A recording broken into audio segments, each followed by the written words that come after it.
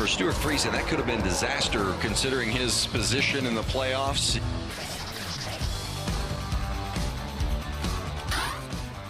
The pressure is definitely building because when it comes to NASCAR, it doesn't get bigger than Talladega. Add in the aspect of elimination, and you've got one huge event.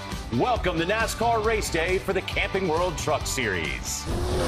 And welcome into our Charlotte studio. I'm John Roberts alongside of championship crew chief Jeff Hammond, two-time series champion Todd Bodine. And, you know, you really can call this the perfect storm. Not only do you have the unknown of Talladega, but also today, drivers will be eliminated. Absolutely. You know, I love Talladega. Whether I'm driving behind the wheel or I'm watching in the grandstands or on TV, I love this race. It's truly like a high-speed chess match. You got to plan your moves to what the other guy, what you think that other guy is going to move is going to be. And when you're doing all this at 190 mile an hour, nobody's comfortable in these trucks at all. You know what? This is a cutoff race, right? Yes. Can I check your temperature? Are you sure you're feeling okay? You like this place? But when you think about it and the way you put it, there's only two drivers that actually going to have a smile on their face when they drop their green flag here today. And then that's the two as far as this already locked in for the next round. The rest of them, hang on for your hat. I mean, it's going to be a wild ride. Yeah, there is so much on the line today at Talladega, but in the first two races of the playoffs, we saw a lot of excitement as well as two drivers locked themselves into the next round. Gragson gets underneath. Gilliland and Gragson go side by side in a round. Justin Haley is going to come through and win in Canada. Haley comes through the playoff opener. Grant Enfinger off turn 4. Here he comes. He's going to do it. Grant Enfinger wins at Las Vegas. Great job, everybody. That's what I'm talking about. One to go in this round as we take a look at the playoffs leaderboard. Now, Justin Haley and Grant Enfinger, by virtue of those wins, they go on to the next round. Johnny Sauter is very comfortable. Basically speaking, all he has to do is finish, and he will advance. That leaves a couple of spots left for some drivers that are very tight in points. You see, there's not too many that separate the last one from the first one out. So as tight as the points are right now, Todd, could we see some surprises today? Well, I think we've already seen a couple surprises. The two guys that are advanced to the next round, Justin Haley, Grant Enfinger. You know, Justin's a surprise to me because I didn't expect him to get to this next round, especially winning. Their performance has been really good, but it's up and down. They're not consistent. Good runs, bad runs. Grant Enfinger, just the opposite. I thought Grant, I got him going all the way to the Final Four in Homestead, but I thought it was going to be because of his consistency, not because he won a race. And here he goes out and wins Vegas, gets to the next round. Grant, good for him. It's all looking up for him. The thing is right now, guys, you got to realize this is a cutoff race. And these points are so tight. And we keep talking about stage points, what you need to do as far as track position. And when you look at the overall starting lineup, all these guys are up toward the front and they realize what's at stake, especially Brett Moffitt, who's somebody who's won races and he's right there on the cusp of getting himself in trouble. He's got to be aggressive. It's, to me, this Talladega pressure cooker, I mean, it's getting ready to start really boiling over. And I can't wait to see who is going to wind up doing it the right way or somebody who's going to wind up being the wrong way. And that surprise situation, it could wind up being a non-playoff person. And that could really, devastate a lot of these guys because it'll all fall back to points. Yeah, and there are two ways still to advance here. You get the win, you're guaranteed, but then you can still work it out by way of points. Now, let's take a look at this round of 6. We know for sure that Haley and Enfinger are already in there. There are 4 more spots available after that. And then, of course, the Championship 4 races head-to-head in Homestead for that title. But in the round of 6, we have Martinsville, Texas, and Phoenix. And once we get through the Talladega pressure cooker of today, guys, we have some very diverse racetracks, and certainly no one is going to be able to just be good at one type of racetrack. You got to be consistent. And that's what I love about the next round of the playoffs. 3 different racetracks. They're all different sizes, and it takes all aspects of racing to get there. You got to drive smart. You got to have good trucks. You got to have good horsepower. It takes everything. So to me, it's going to separate the good teams and good drivers from the guys that shouldn't be there. And the thing is, 2 of the 3 we've already seen. Joe Nemechek won Martinsville. John Hunter Nemechek won Martinsville. Johnny Sauter won at Texas. But nobody's seen Phoenix this year. And so we don't know exactly what to expect, who's going to be good on that 1 mile really tricky racetrack. So as you're talking, We don't know. And that unknown makes it even more interesting and compelling because that's how you're going to get to Homestead. Yep, the idea is simple, or sounds simple, survive and advance. Now let's get you caught up on some of the news since our last race. Junior Motorsports announced that Noah Gragson will take over the #1 Chevy in the NASCAR Xfinity Series when Elliott Sadler retires at the end of the year. Gragson has claimed 2 wins in 2 seasons with Kyle Busch Motorsports and is currently fighting for the Truck Series Championship.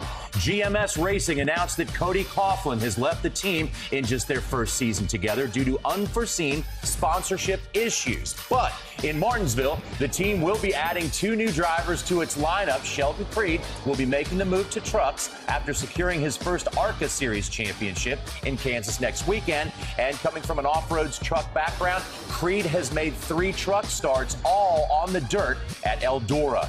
And also joining the team will be the driver who finished second in the K&N E-Series point standings this season, Tyler Dipple. In 3 seasons in K&N, Dipple scored 2 wins, the most recent at Langley Speedway earlier this year. Both drivers will compete in the final 4 races of the season for GMS. So some driver changes are on the horizon, but Todd, we sure hate to see Cody Coughlin go. Yeah, I really hate it. You know, Cody's really gotten the hang of these trucks. He's gotten better as the year has gone on.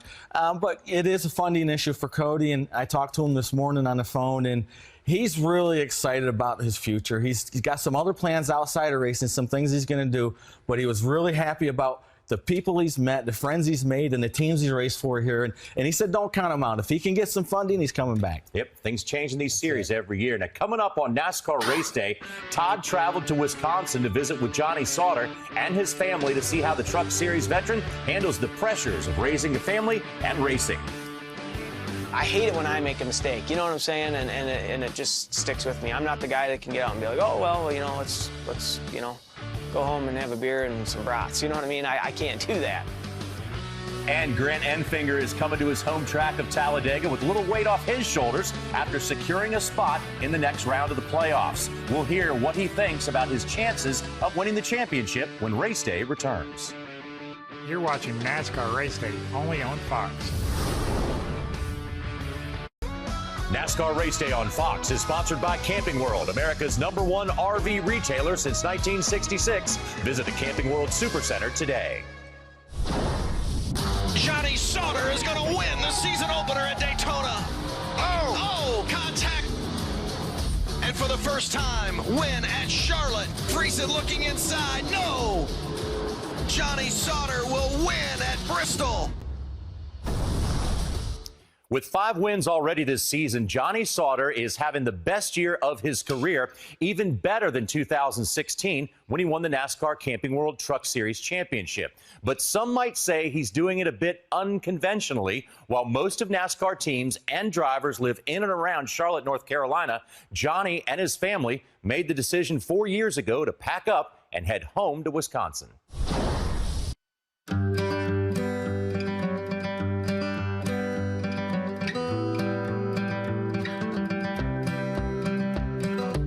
Why did you move back to Wisconsin? I mean, Mooresville's Race City, USA, and that's where it's all at. But you chose to come back home to Wisconsin. That's a loaded question. Obviously, there's a lot of reasons, but at the end of the day, as you get older and you have kids, you have to make decisions based off of maybe not necessarily what's best for you, but what's best for them and what's best for your family. So my wife Courtney is from here. I'm from Wisconsin. I've got a big family, a lot of brothers and sisters. I turned out okay as I got older, so why not try to raise my kids in kind of the same environment? What's life like home with 4 children? It's fun. It's challenging, to say the least. We try to keep the kids, you know, busy. It's crazy, and it goes by so fast. Did we win? We get the bubbles? Yeah. All right. They're side by side. The lead and the win. Sauter and Moffitt side by side. At the line, it's Brett Moffitt. Yeah, I just blew it. So there's no other way to put it. And apologize to everybody at GMS. It's such an emotional sport, and you put in so much. When you come home, is that easy for you to leave at the track? No. You know, I'm a competitive person, obviously, to a fault, probably. You know, I've poured my whole life really into racing. I scrimped and scrapped and did whatever I had to do to go racing. So I want to make good on that, obviously. If I feel like I screw up somewhere and I finish second, that carries with me for a while. When he has a bad race, he is hard on himself, and it is probably part of who he is at home. But I do believe that the kids are great at reminding him what's important in life. You know, 4 kids, all different ages, so there's not a lot of time to think about what happened, what did I do wrong at the racetrack, because you're just trying to be a good dad, and that's what he does. The race fans see the tough side of Johnny Sauter. I don't got nothing to lose. Hey, I don't care anymore. Do you think they'd be surprised to see the Johnny that I know, the home guy, the father of 4 and the husband? Obviously, that's my job, that's my profession, that's what's on TV, that's how I come across. But I'm at home, I feel like I'm a pretty good dad, and I can sit back, relax with the kids, and I'm kind of a private, quiet guy, and I'm okay with that. Well, just for the record, I think you're a really good dad. Thanks, appreciate it. Nice look at a great racing family. At one point there was a NASCAR race that featured 4 Sauters, and they're as tight off the course as they are on. I went up there and I did this feature. I wanted the fans to see the side of Johnny that I know. I got to be really good friends with Johnny and Courtney before they moved back to Wisconsin. And the Johnny I know is a lot of fun. He's not hard-nosed. He's a great guy. He's great with his family. And I'm very fortunate to call him a good friend, and I miss him. I miss him a lot. The thing is, you said he's a good dad, and you talk about not being hard-nosed, but you let him get behind that wheel, and all of a sudden, he told you, I'm a competitor. And he, even though he's 40 years old, he has not lost the desire to go out and beat and bang, and he's not going to take anything off of anybody, and he's having a fantastic year where everybody else at his age may be kind of slowing down. It looks to me like he is picking it up. I think right now Johnny is at his peak as a driver. He's had a lot of success before this, there's no doubt about it. But right now, he's seen everything he does on the racetrack is right. Yeah, we make mistakes. He got beat by Brett at Michigan, but that's just Grayson. He does a lot of good things on the track, and he's good off the track, too. Yeah, and probably has many more years of racing, we hope, in him. Now, as we get ready for the race today, our entire Fox family's thoughts are with those who have been affected by Hurricane Michael, and you can help by simply donating today. To do so, go to redcross.org or text Michael to 90999 to give $10 to American Hurricane Relief. Next on NASCAR Race Day, we'll take a look at how the unpredictability of Talladega could affect the playoff picture. Stick around. NASCAR Race Day. We'll be right back. You're watching NASCAR Race Day, only on Fox.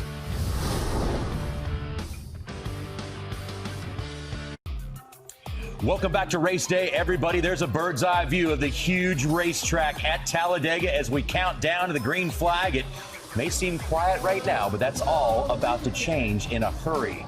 Let's get your Race Day recap. We had 2 practice sessions yesterday. Justin Haley had the fastest truck in the first practice. And don't forget, Justin Haley won the ARCA race here earlier, a year ago, I should say.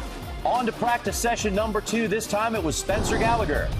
Spencer Gallagher, let's not forget now that he won the Xfinity race here earlier this year. He knows how to get it done on the speedways. But when it came to qualifying, we got a score 1 for the veterans. There is David Gilliland as he won the pole for today's race. With that in mind, let's take a look at the starting grid. And there we see Gilliland. He is the top dog. Yeah, David Gilliland, the 8th different driver that Mike Hillman Jr. has had in this truck this year. And first pole this year. But the last time that Mike Jr. sat on a pole at Talladega in a truck, he went on to win the race. Yeah, a little deeper in the field, a 2-time winner here at Talladega, Parker Kligerman, that number 75 truck from Henderson Racing. He likes restrictor plate racing. Watch that 75 come to the front. Yeah, now there will be a freight train of trucks on the track today, but guys, you got to watch this whole race and you got to watch the whole field because there's playoff implications everywhere. Absolutely, and these playoff drivers, every driver in the track, really, you got to have patience at Talladega. If you try to get in a hurry, you're going to get in trouble. If you try to force a situation, you're going to get in trouble. We've seen it 100 times. A guy will make a mistake and crash the whole field. The thing is, Todd, too, you can't be riding in the back if you want to wind up transferring today. Too many guys have got too much at stake. But I think you got to have trust. You got to have trust not only with your spotter, your crew chief, your fellow competitor, but you got to trust yourself. You got to trust that you can get up there and race with these guys like you need to, and know you got to use that patience, but you've got to stay engaged. You're not going to wind up getting points unless you don't stay up toward the front. Well, you talk about points and running in the back. These playoff drivers, they can't do that. They have to get stage points. They need every single point they can get, because we know that 2 of these guys at least are going to points their way into the next round. Make sure you pay attention to stage points and you race at the front of the field. And then maybe you get an upset winner and it upsets the whole apple cart. Maybe you get the big one that does the exact same thing with a minimal mistake at Talladega. Now, at our last race in Las Vegas, Grant Enfinger scored his first win of the year and locked himself into the next round of the playoffs. After narrowly missing the playoffs last year, this season has been a bit of redemption for Grant. We've definitely stepped up a lot on our 98 team from where we were this time last year to where we are now. But our stage points, our consistency with our speed has been much better. So definitely proud of all the progress we've made. But I think once we get into round 2, I think we're going to need a win. And then obviously we need a win at Homestead as well to win the championship. Yeah, he's right. That's usually what it boils down to. But Todd, how far can this young man go this year? Well, I had Grant going to the Final Four in Homestead in my bracket, but not because he's winning races, because of his consistency. Him and his crew chief, Jeff Hensley, have had consistent trucks all year long, always in the top 5. If they're not in the top 5, they're in the top 10 with a bad truck, but they're finishing races and they're consistent. Grant's driving has been phenomenal all year, and he goes out and he wins Las Vegas and gets himself in the next round. So I wasn't surprised if he won one of the next ones to get to Homestead. You know, the thing that's amazing about him when you talk about his consistency is they have been able to be one of only 3 other drivers that have finished all the races so far this year. So that consistency has been throughout the year. No mechanical issues, even though they were a little bit slow to start because of some minor injuries switching to Ford this year. But the key thing is he's a smart race car driver. He has taken everything he's learned and put it together this year. And he is probably in his best position to win one of these championships that I've ever seen. So I agree with you. He looks like he's going to pretty much make his way to Homestead. You know, you talk about it. Grant, we think of Grant as a newcomer in the truck series, but he's not a new racer. He's got a lot of experience. He's got a lot of smarts behind the wheel. Yeah, and if he can get into that championship 4, he has a shot at the big trophy. Now, after getting the pole yesterday, David Gilliland said this would be the most meaningful race of his career because he gets to be teammates with his son Todd in his first super speedway race. Both Gillilands are sponsored by Pedigree this weekend, with David running the adult formula and Todd carrying the puppy formula. The Gillilands joined Fox Sports' own Jamie Little on Thursday to help Pedigree present the Greater Humane Society of Birmingham with a grant for the work they do helping animals displaced by natural disasters. Not only did the Gillilands get to present a check and play with the puppies, but they also left with a new family member. Winston Gilliland got a quick introduction to life at the track yesterday and even helped David fulfill his post-qualifying media obligations.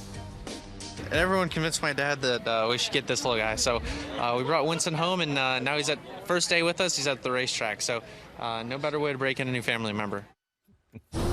Oh, and what a great family member. You just can't go wrong with puppies. No. So we go from the softness of puppies to the toughness of Talladega. Guys, this is going to be a firestorm. You know, Dale Earnhardt Jr. once said, racing at Talladega is like a bar fight on 4 wheels.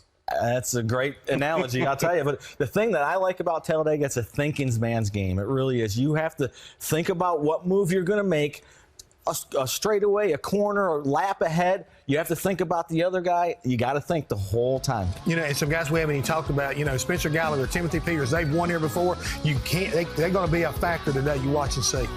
Well, thanks to Todd Bodine and Jeff Hammond, we are done here in the studio. But right now, let's head to the track for truck racing from Talladega. It is unmistakable, like no other. It is the biggest track. It has the steepest banking. It's produced the closest finish in Truck Series history. It is Talladega. A picture-perfect day, looks peaceful and calm on the outside, but 32 drivers are protecting their nerves and feeling anxiety from the chaos that's about to take over. It is race day at one of America's iconic tracks. Ladies and gentlemen, at this time, please rise and remove your hats as the Alabama Army National Guard presents our national colors. Please remain standing as revivalist and editor of the Christian Index, Dr. Gerald Harris offers today's invocation. Our Father in heaven, we acknowledge you as the giver of all that is good and perfect. We pray for your divine protection over the participants in this race from the time they start their engines to the finish line. May all of us come to know your love as demonstrated in the sacrificial death of your only begotten Son. May we realize that we are all in a race, and help us to look to the author and finisher of our faith for direction, peace, and eternal life, knowing that one day he will judge us on how we have run the race. In the name of your darling Son and Christ our Savior, amen. Here to honor America with the singing of our national anthem, please welcome from Woodstock, Alabama, Taylor Hanson, accompanied by signer Kaylee Gable from the Alabama Institute for Deaf and Blind, as they perform our national anthem. Oh, say, can you see by the dawn's early light what so proudly we hailed at the twilight's last gleaming, whose broad stripes and bright stars through the perilous fight o'er the ramparts we watched were so gallantly streaming, and the rockets' red glare, the bombs bursting in air, gave proof through the night that our flag was still there. Oh, say does that star-spangled banner yet wave o'er the land of the free in the home of the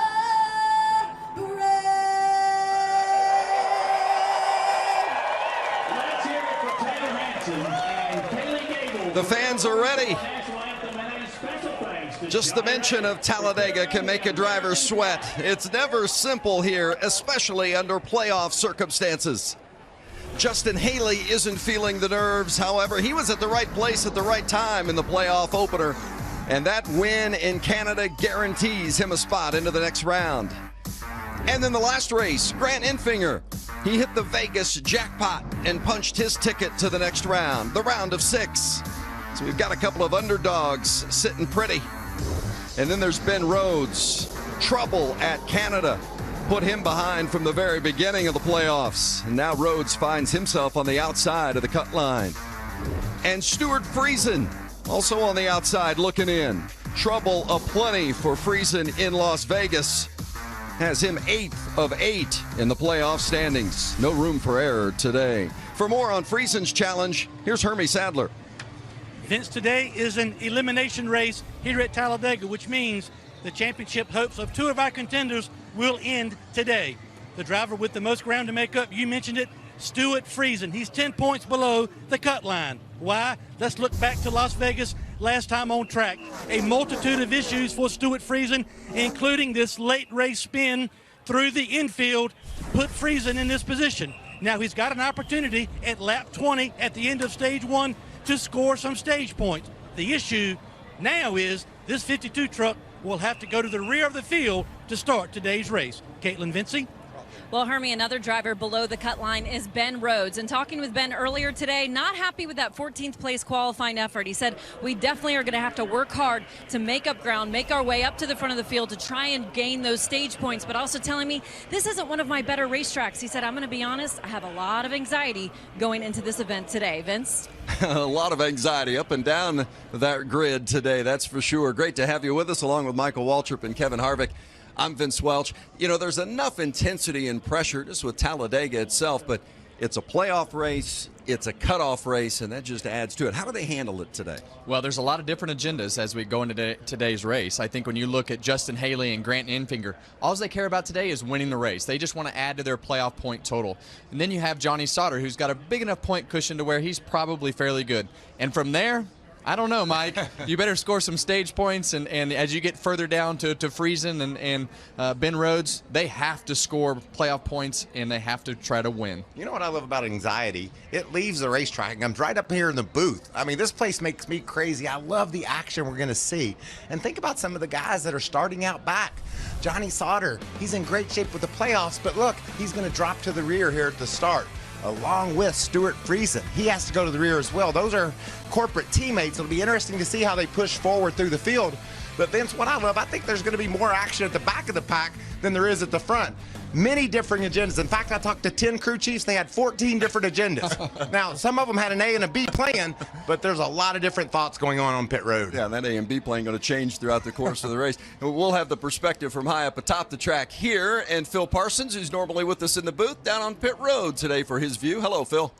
Hello, Vince, and we talk about agendas. Well, there's a guy behind me that has one agenda, and that's get to the front and win this race. We saw how aggressive he was last year. Let's take a look at what kind of moves he made last year. There he is, pushing and shoving his way towards the front. Started out towards the back, but he made his way towards the front, got in position late in the race on a late restart. Here he is on the inside, gets to the start-finish line. Huge wreck behind him. He goes to victory lane. Parker Kligerman will have to do it again from the back. He started qualified 20th, but he's going all the way to the back for the start, Vince. Okay, so we're hearing about the big names and drivers that we would anticipate could win this race having to come from the back. How patient or how aggressive are you in going to the front from the rear? Well, Vince, I just don't know that there's too many guys in this field that can do what Parker Kligerman did last year, just because of the way the rules are. You can't lock bumpers in the truck series. You can bump, but you can't stay attached to the truck, and he did a masterful job of pushing those trucks in the outside line forward. And I don't know that there's too many guys that can do that, Mike. And then also, you got to go now, Vince. This race is short. We're going to run 20 laps and have a stage in, so you got to be aggressive. And I think Parker Kligerman is one guy to watch. Also, I don't care if he's starting in the back or not. I like Johnny Sauter to use his experience and his aggressiveness to get to the front. Who do you think wins this race, Kevin? I like Grant Enfinger. I think he's got a lot of confidence, and it's a home game for him, and he's won here before. And you haven't even picked the pole winner, David Gilliland. How do you go against the guy that's fastest in qualifying? He's going to start him from the front today. It's going to be fun here at Talladega. Race fans, it's time for those most famous words in motorsports. Here to give the command, please welcome our Grand Marshal, Fr8Auctions founder and owner, Marcus Barella. I'm going to be able to 125, 125 to 150, 175 to get 2, 2 and a quarter, heavy to get Fr8Auction 250 drivers. Start your engines!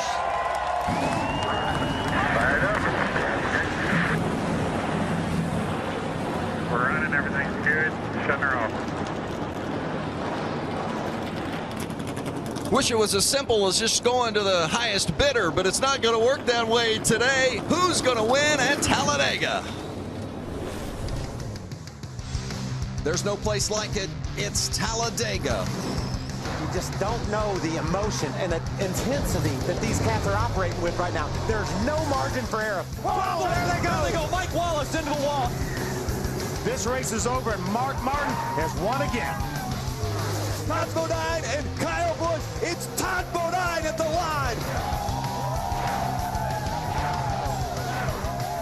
And it's going to be Parker Kligerman for the second time, a winner at Talladega.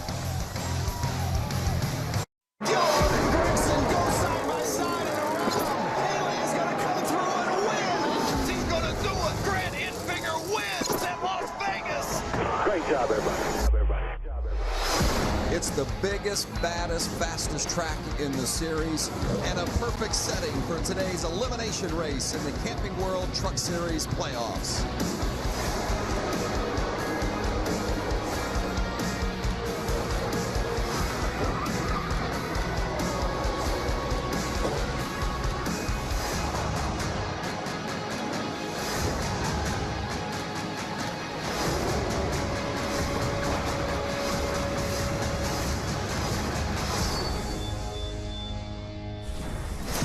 We have been waiting, and the time has finally arrived. Back Truck Racing, it's the NASCAR Camping World Truck Series from Talladega. It's the cutoff race in the round of 8. A beautiful day at Talladega here in Central Alabama, and how about this racetrack, the Camping World track description? Well, I can tell you this is the biggest and baddest track that there is. It's 2.66 miles long. The turns have 33 degrees of banking. The front stretch is 16.5 degrees. The back stretch 2 degrees. And the straightaways in the front is 4,300 feet and the back is 4,000. Long ways. Sometimes numbers don't tell the story, does it? But this place is super fast. The race analysis, I talked about these stages, just 20 laps and they're going to pay points. Look at those 2 20-lap heat races as valuable. These guys have a 34 to 36 lap pit window. And we talked about Kligerman, who got the big win here at this super fast speedway a year ago.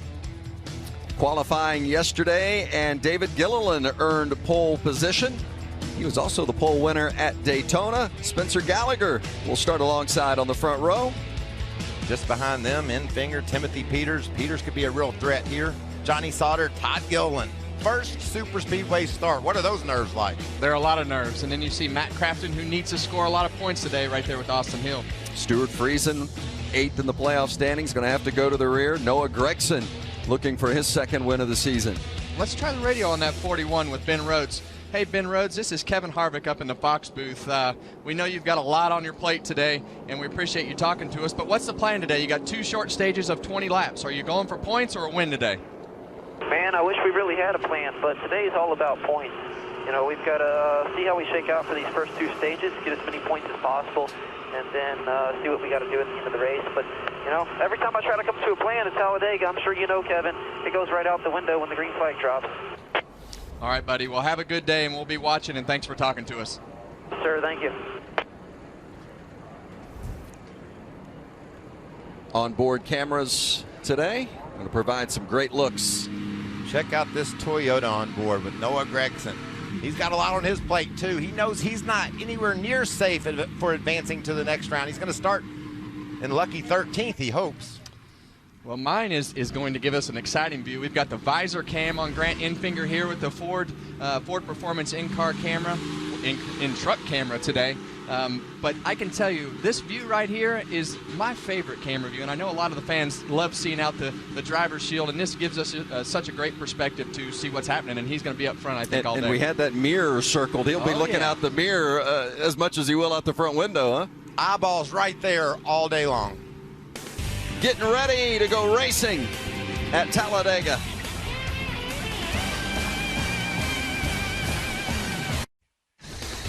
NASCAR Camping World Truck Series Racing on Fox is sponsored by Geico. 15 minutes could save you 15% or more on car insurance.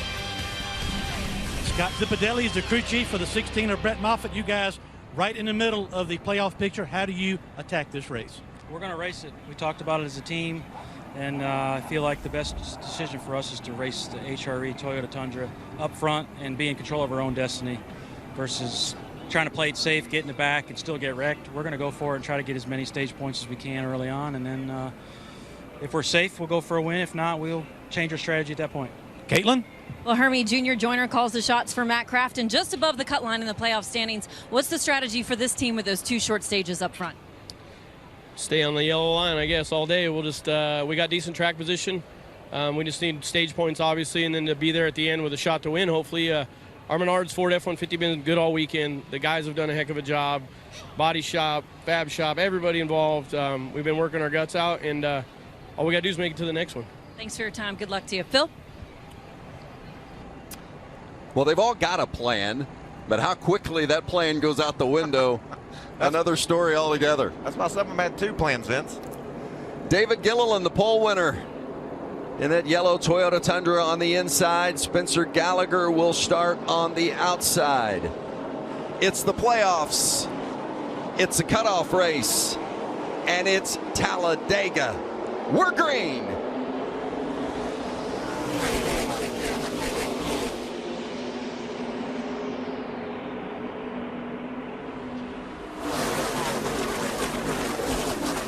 The high line pushes Spencer Gallagher to the front.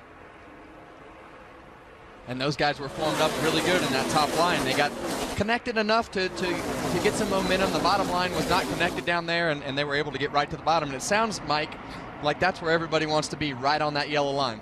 You can see Matt Crafton's crew chief. He's that bright yellow truck. Junior Joyner said, we're going to follow the yellow line. That's the safest way to play this first stage. And historically, Kevin, the progress, the move, the momentum has all been down on the bottom. It'll be interesting to see if that's the case today. Get the wheels below the yellow line, but you can't go below the yellow line to improve your position. That's a penalty, so keep an eye on that. It has come into play in years past here at Talladega. 3 wide, deeper in the pack. Everybody trying to find a spot. Well, and those guys that started in the back, and you know this, Michael, as you get that momentum from the pack, you can make the high line work a little bit more because you get the engine wound up, you get everything going a little bit quicker. But as soon as they have to hit the brakes and slow down, that momentum goes away. So you want to take advantage of that early in the race. And you can see it developing, Vince, down on the bottom. The first four trucks have broken free. Now the fifth of Noah Gregson. There's Ben Rhodes getting ahead of the 4 truck of Todd Gilliland on the outside. So they're making that progress that we thought we would see down low. And when you're running back there where Gilliland is and you see Bola Mastis in that blue truck in the middle, it's so tempting to reach down and side draft, trying to rub some speed off the guy you're racing alongside, but that's a dangerous game to start to play. Well, and let's not forget the experience level. You know, this is Talladega. Every truck in the field feels like they can win, but your truck is like, it's going to do things that you don't like, and it's going to do things that you didn't know about. It's going to move around, it's going to dance, and these things get light on their feet when you really start getting them going a lot faster than what you practiced. You see the colors and the widgets alongside the names of the drivers in the pylon. You want that green or yellow. That means you're in the playoffs. If a red one's next to your name, means you're a playoff driver on the outside looking in. Vince, I can't look at those widgets. I can only look at this pack and this battle. This is so intense. And remember, this is just the start of this, baby. Things will just continue to escalate. The 75 of Parker Kligerman, last year's winner here at Talladega, had to start at the back, trying to make his way to the front. It's Talked to him right before Phil. the race, and he said, hey, I'm going to probably spend a little bit of time trying to see who wants to run with me and be aggressive on the outside. Well, that worked all of about 1 lap. He jumped down to the inside, and he's made pretty good progress on the inside of the racetrack. Typical driver. Yeah. Yeah. And I'm sure they discussed that plan for 2 days about what they were going to do, and the driver decides, you know, that's not good for me right now. Just didn't feel right.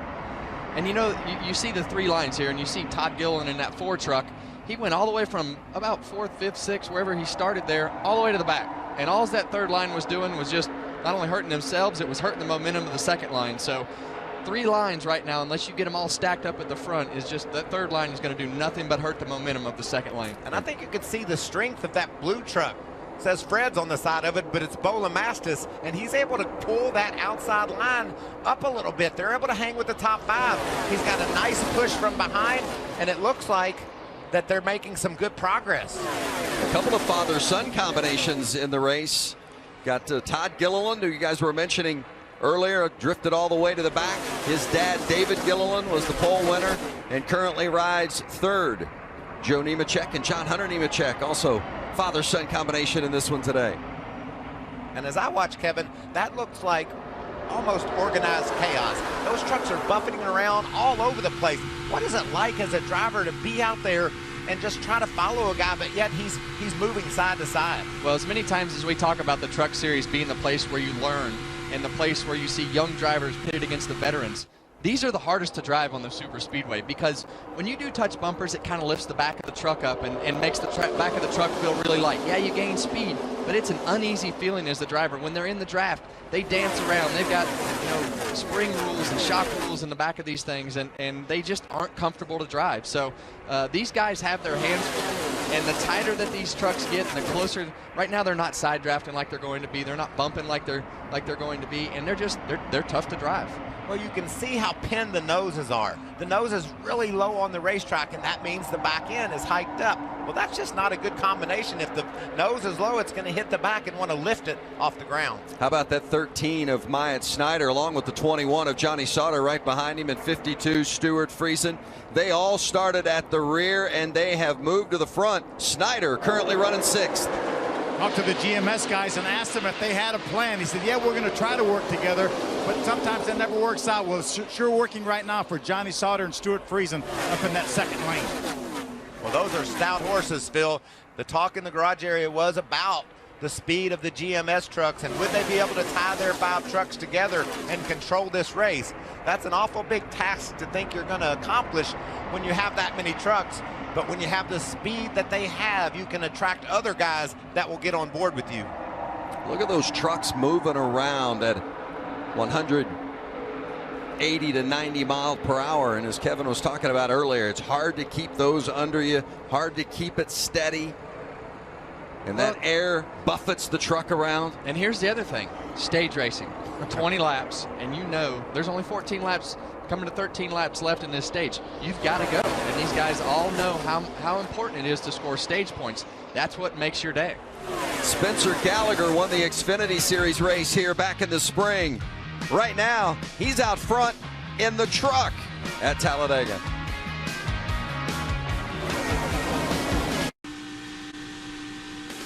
How about that view out the front window of Grant Enfinger? He was in the lead just a moment ago. He took it away from Spencer Gallagher, but then Johnny Sauter got a nice push from his teammate, and Sauter has now gone to the front, but Snyder has taken it back on the inside. Great battle at the front at Talladega Stage 1. What about Sauter from last to first in just 10 laps? Now he's battling back on the outside. That's a strong truck when you can make that move. Stuart Friesen, a teammate with him, is giving him the shove he needs. Well, and they've got Justin Haley behind them as well. So you've got 3 GMS, basically 3 GMS trucks there. But they tried to wreck while we were in commercial. Here's Enfinger taking the lead there on the right-hand side of the screen, taking the lead from Myatt Snyder after Snyder had led the first 9 laps of the race, but it did not last long because Enfinger was out there, and then all of a sudden Enfinger got put in the middle. That is a horrible feeling, Vince. Middle.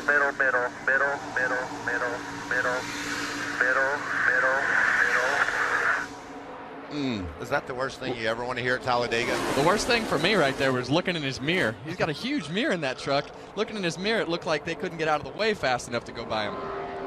I told you it was going to be more action at the back and the front. I think the top 3 right now all started last, and now they're battling for first. What's that say about their trucks, that they could start back there and make it to the front in 12 laps? They're fast. I think that's, they were committed, and they wound up getting hooked up together, and you've got multiple fast trucks that were able to make ground on the outside right there, and a lot of experience from Johnny Sauter's standpoint. And great, just great drivers that are able to use the draft and manipulate the air so they can get where they're going. And I'm telling you, if you took a view of this from up above, you want to be up front because it is crazy out there. Michael, they're not racing to a stage where these guys, these crew chiefs were talking about running this race today. 3 different races. You and I talked about that this morning, Michael. They think it's 3 different races. Race to lap 20, race to lap 40, and race to the checkered flag. And you know who that benefits, Phil? All those fans watching on Fox and watching in the grandstand. That's why you see this action. They know how important it is to be out front at lap 20, at lap 40, and when they throw the checkered. Well, the thing that'll really make you nauseous is looking at this points ticker over here as it goes from lap to lap. Oh, man. Spencer Gallagher there in a 2-truck. Nervous 2-truck. What about Ben Rhodes? Where'd he go? Well, Stuart Friesen was 8 points up the last lap, and he came back this lap, and now he's 10 points behind just by losing the second place slot there. Yeah, Friesen went from 2nd to 8th in a snap of a finger. How about it, Hermie? We just saw a mistake by Stuart Friesen in the 52, left the bottom of the racetrack open. He'll have to battle his way back. Remember, the 52 and the 21 had to start at the rear of the field today because NASCAR did not like the placement on some of the interior cooling devices on those trucks. Stuart Friesen desperately needs stage points. He's trying to battle his way back to the front. Now we have to remember, as we get down to the end of this stage, the trucks can bump, but they cannot lock bumpers and push for an extended period of time, Caitlin. For me, another driver who needs to score stage points is Ben Rhodes. We talked about him earlier, below the cut line currently, telling me he has a lot of pressure on himself on this race, not only to advance on from this round, but he said also to help secure him a ride for next season. So, Kevin, what is that like when you're trying not to get eliminated from the playoffs, but also potentially impress people for a ride the following season? Well, Ben's a pretty intense guy, and I think we talked about it earlier. He said this is not his favorite track, and then you put in there that he's racing for his playoff life right now to try to survive. So he's got a lot on his mind, and you know, these are character building moments where you can make an impression on people to be able to handle all those scenarios and drive yourself into a position to keep going in a playoff. So it's not a fun position as a driver, but you have to figure out how to survive, and that's the hardest thing to do at this level, is to keep your job every year and be able to move up. Look at this run on the outside. John Hunter Nemechek giving the bump to Grant Enfinger, and they're making it work. That's textbook right there. That's how you push a guy ahead. Bottom left of the pylon, the points as they run, and you see Friesen and Rhodes still both below the cut line, but they've swapped positions. Rhodes came into this race 7th and Friesen was 8th, but now it's the other way around. Still trying to make their way up with Moffitt now in that 16 truck on the bubble. Two pretty solid picks by us, huh, Kevin? Your guys first, mine second, and they've come a long way to get there, but wow, this thing is so far from over the way these guys are driving. Enfinger back in front of Sauter with Myatt Snyder right on the bumper of Johnny Sauter in that 21. And the guy that's making me nervous right now is the 13 truck of Myatt Snyder. He's being very, very aggressive. That's what happened to Stuart Friesen earlier. He got him loose and got him up off the bottom of the racetrack. But man, he is being super aggressive with his bump drafts. And this is the part I don't like. He's offset to the left of that truck, and you need to be offset to the center or the right side of the truck to keep from spinning somebody out. And also watch those first two trucks on the outside. That's Todd Gilliland. He hasn't done a whole lot of bump drafting. Can he keep control? That's David Gilliland. He can do the job. So these guys are just really so tight racing in this pack.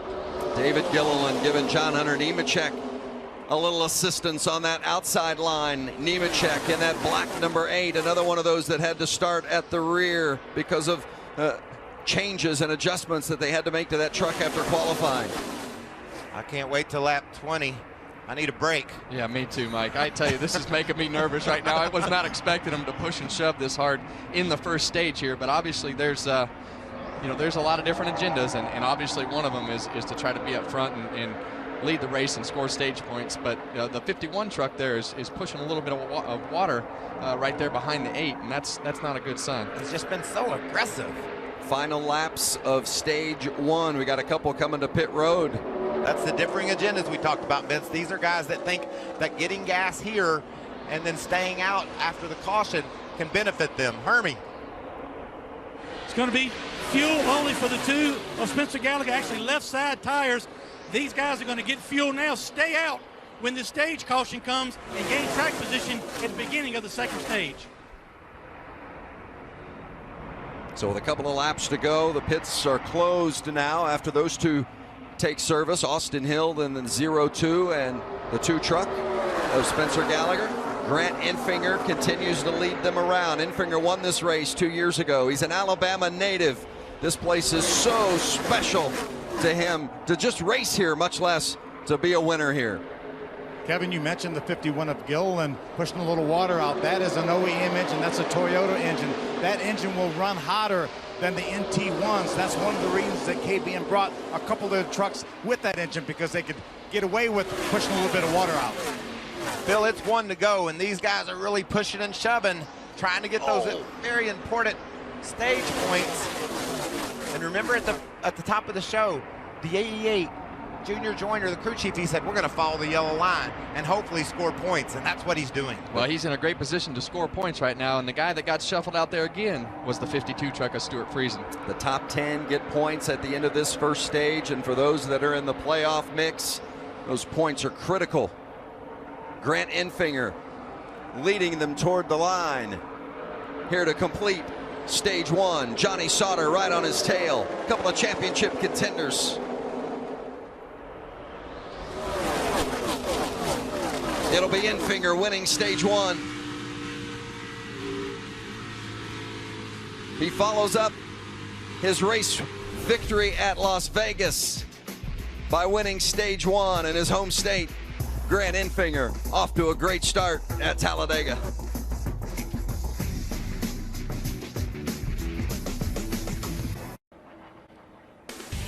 How about that stage 1 finish with Grant Enfinger and Johnny Sauter, just who Kevin Harvick and Michael Waltrip predicted would win the race. Looking like a couple of experts up here. Stage 1 complete, and Enfinger with that stage win, his 5th of the season. The big news in that top 10 is you don't see the name of Stuart Friesen or Brett Moffitt, two drivers in the championship mix. They finished 11th and 12th, just outside the top 10. Coming for pit stops. Keep an eye on that 52 of Friesen. Hermie?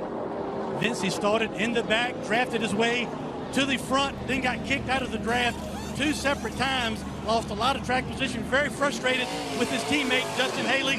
Also the 98 of Grant Enfinger, fuel only, no tires. He loves the speed of that truck, Caitlin. Well, we saw Ben Rhodes only getting right side tires, fuel and a track bar adjustment. Matt Crafton just got fuel only for that 88 machine. Some 2 tires in there. Nemechek takes 4. John Hunter? How would you like to be most gas only? Some of those guys that battled right in that top 5 all that stage and went through nearly crashing over and over, and then no stage points to show for it. That's a hard pill to swallow. Ben Rhodes, leaving the pit box. The crew doing a nice job. But look, Rhodes gets blocked in, trying to exit his pit box. Yeah, and he just had a terrible angle that he was pointed, and the truck in front of him was there, and his angle was just bad getting out of the pit box. But the guy I'm worried about is the 52. Did you see him come sliding in there with those tires, and they didn't change them? So hopefully that's not flat spotted. Yeah, we saw some smoke coming off that right front of the 52 of Friesen. I think we should talk to the 98 truck, my pick. Hey, Grant Enfinger, this is Kevin Harvick up in the Fox booth. Congratulations on that stage win, man. You're making me look good up here. You were my pick to win, so how wild is it out there? Not a problem. Not a problem. Just let you know. Yeah, it's like at low RPMs, it'll try to keep it like super smooth, so it won't do that. And I was just too conservative at that time. But anyway, just me and you talking, and I'm talking to Jeff and Pepper. So just me and you talking.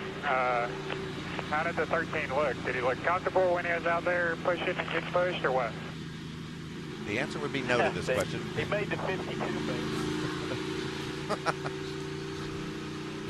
Well, he didn't hear you, but we got the information anyway. Communication between the team. Enfinger, the stage 1 winner.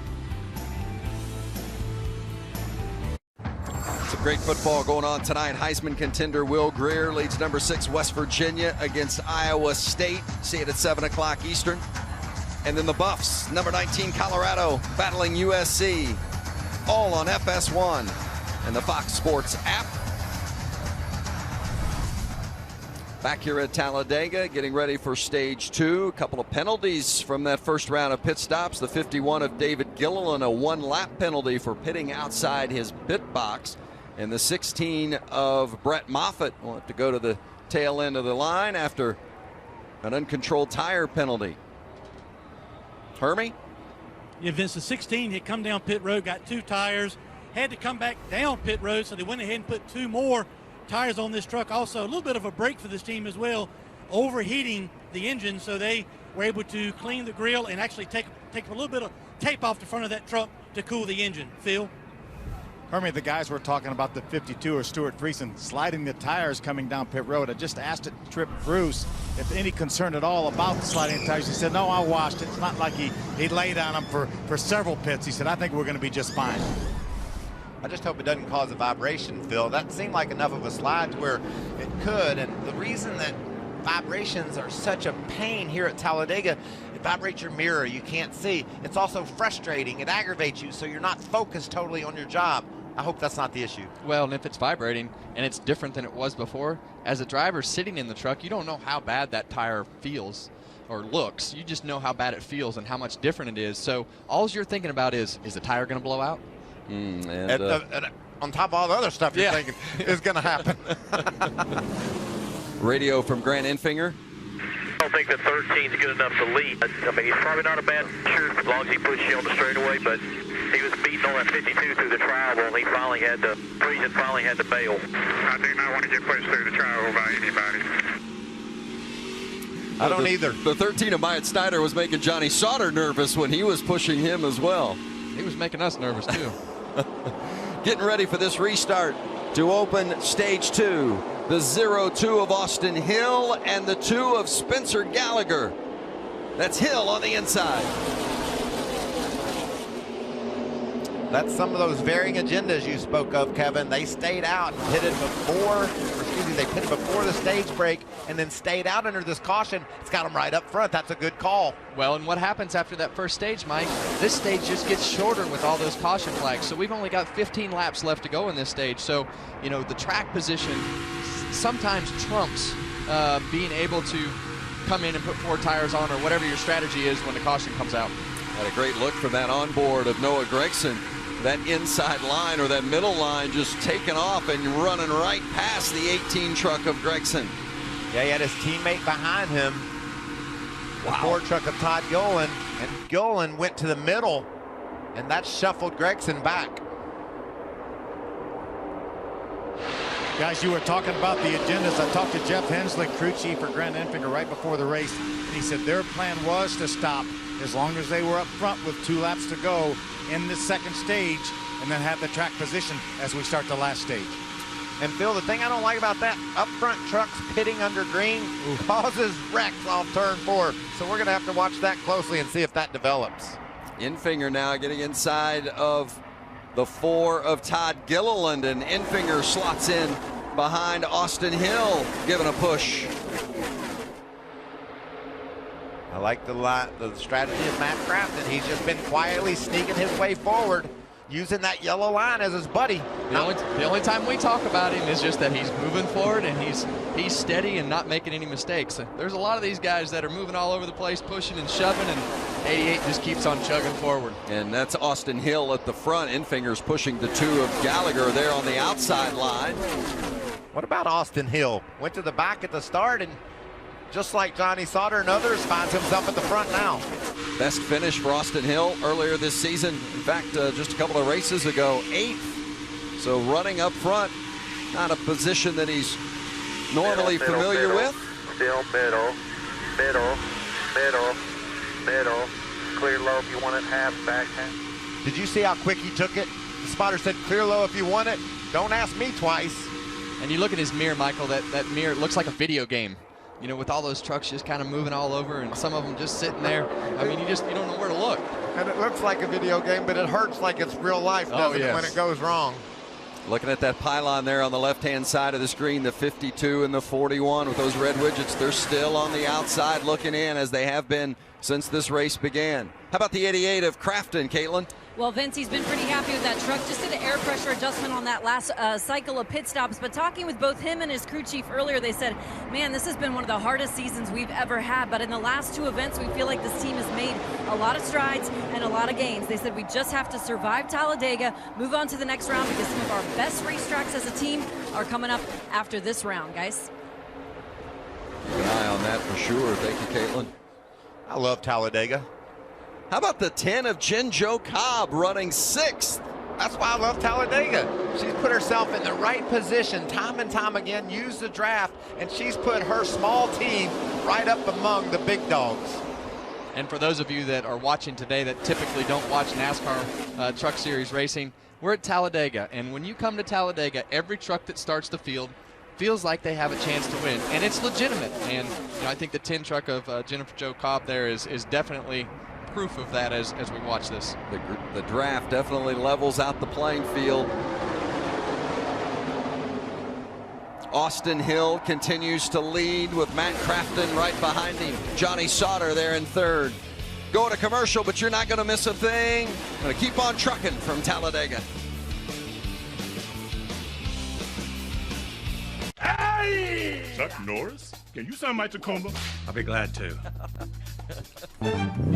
From the fist of a legend rises a new action star, a hero who's there to save the day and the night. So fearless, so rugged, he's tough as Chuck. You replaced me with a truck? Toyota, let's go places. In the NASCAR playoffs, the energy transforms everything. The pack is flying apart! An infield becomes the place to be. Wrecking bad. A spectator becomes a fan. An experience becomes unforgettable. He lit the track on fire. And a driver becomes a champion. Quite the party in victory lane. Be there as these drivers lay it all on the line. Wow, threading the needle. Get your tickets to the NASCAR playoffs by visiting NASCAR.com/tickets. Are you ready to experience your new city and all of its dysfunction? You're gonna be all right. No! All new 911, Monday on Fox. The NFL is on Fox. For some, Cam Newton and the Panthers battle the Redskins. For others, Todd Gurley and the Rams take on Von Miller and the Broncos. Tomorrow on Fox and the Fox Sports app. In the NASCAR Camping World Truck Series playoffs, you've got to lay it all on the line.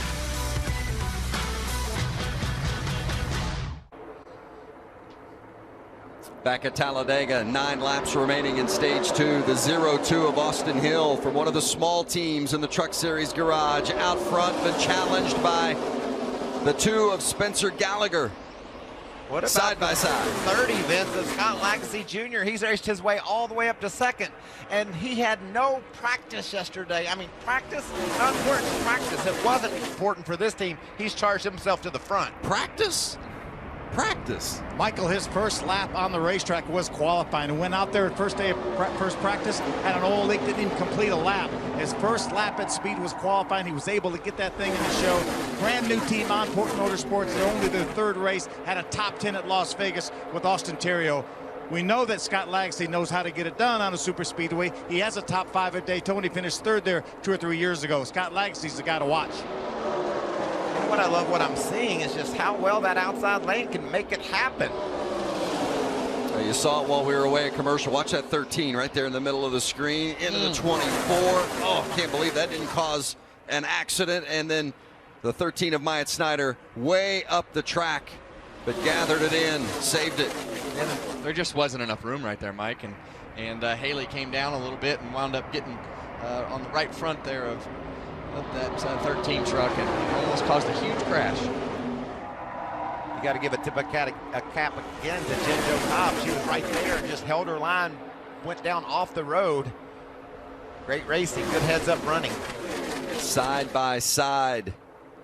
At about 7 rows, 8 rows deep. Up front, the 2 of Spencer Gallagher on the outside. He started on the front row. Austin Hill in the 0-2. That 2 of Spencer Gallagher, they had slipped back, and that outside lane had slipped back. He was running 14th, and they have gathered themselves as an outside line and moved right back to the front. It's got to be encouraging for those guys that are going to have to use that outside line to get to the front maybe later in the race for the win. Well, I think, you know, the thing that it shows us again is the GMS trucks, they're really fast. Spencer Gallagher is driving a GMS truck, which is Spencer and Johnny Sauter and Stuart Friesen and Justin Haley that you see right there in the 24 truck, and that was a tight call. That's from the spotter about a half a mile away, clear. Yeah.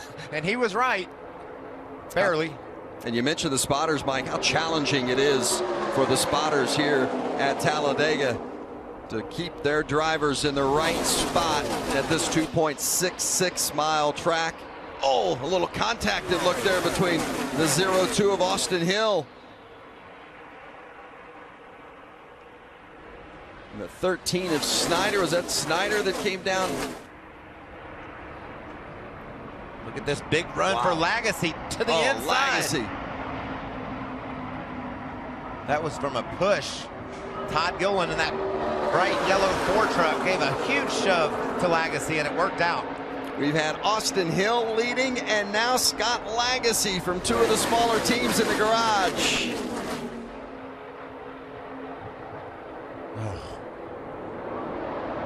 And Spencer Gallagher now getting the push from Todd Gilliland to the front. NASCAR's watching this closely from our cameras and every angle they can to make sure that Gilliland wasn't locked on to the bumper of the 0-2. We've seen Spencer Gallagher up front for so much of this race here today, Hermie. Watch that 2 of Gallagher moving around the racetrack. They plan to pit on lap 38. Very interesting to see if he's able to hold his position up front and if he has any difficulty getting to pit road under green with 2 to go in this stage. Well, that's coming up just 2 laps from now. And Michael, you've talked about it throughout the course of the day today, the challenge of pitting under green here at Talladega.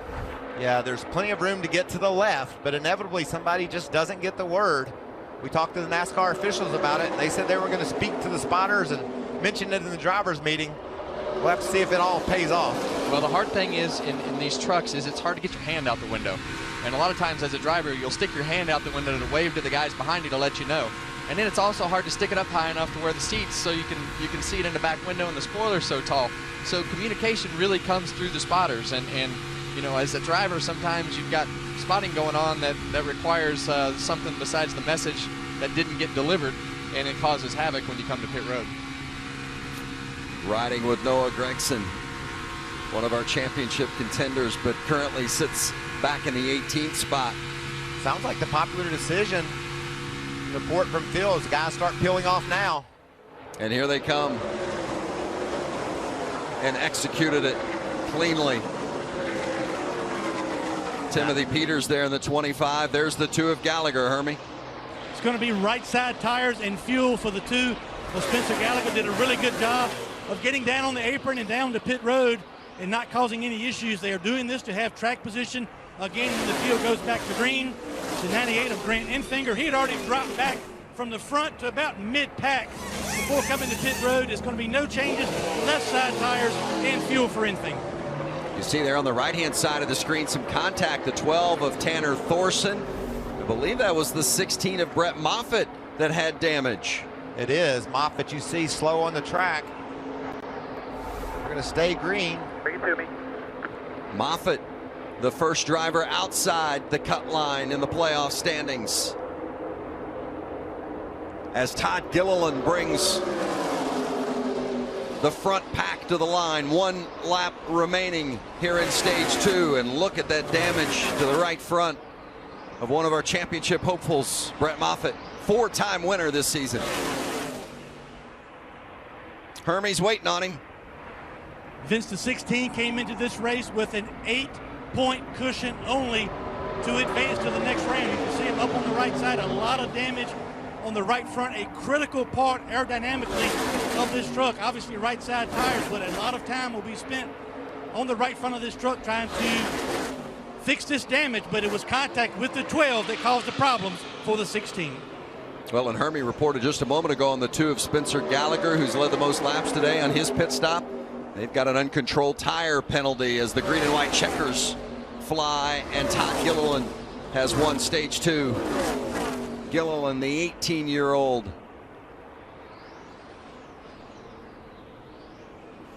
Wow. Hold your breath. Some contact at Talladega. Nail-biting time.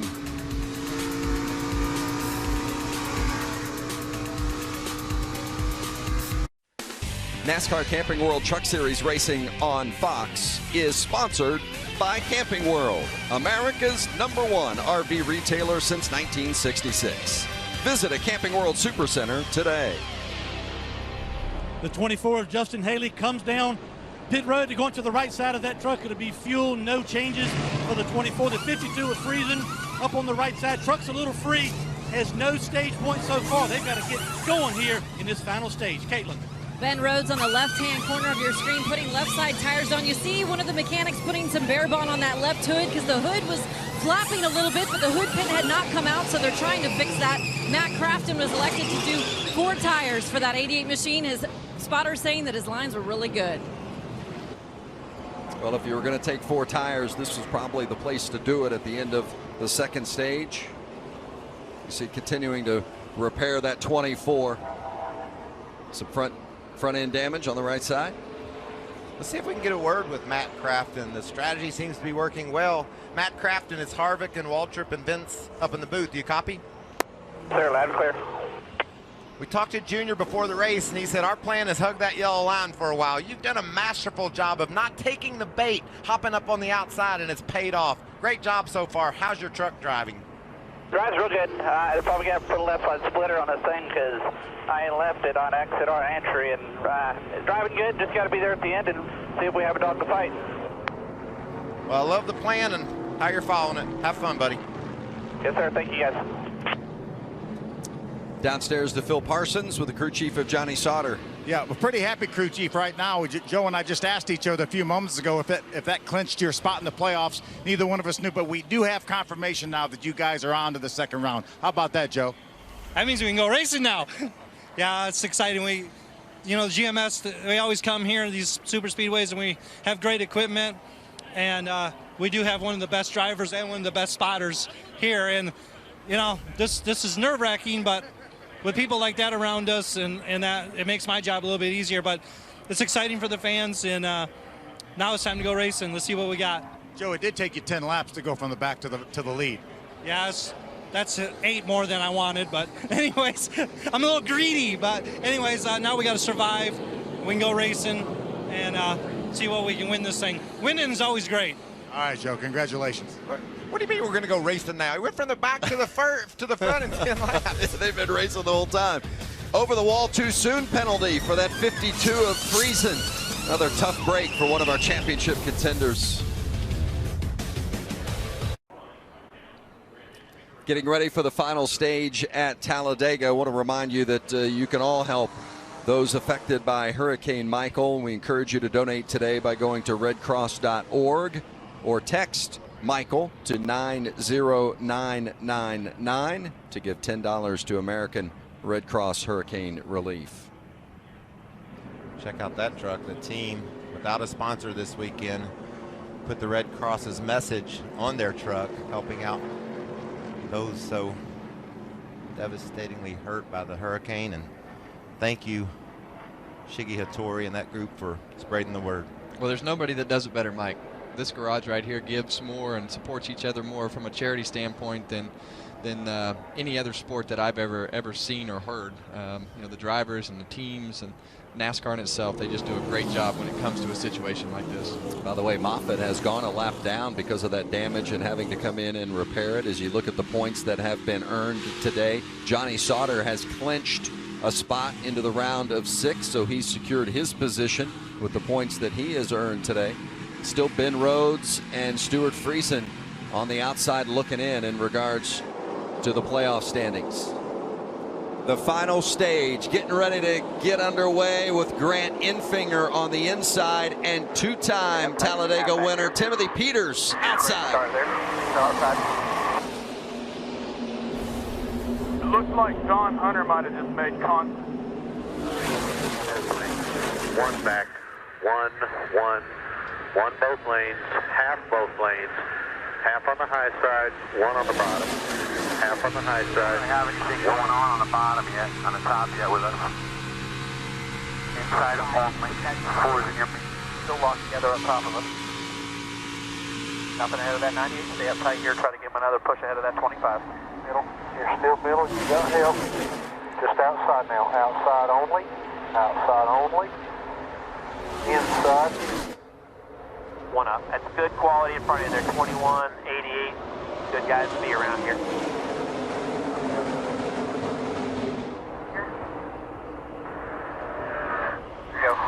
The first lap under green here in the final stage, and they're still side by side. Infinger and Timothy Peters. Infinger won this race 2 years ago.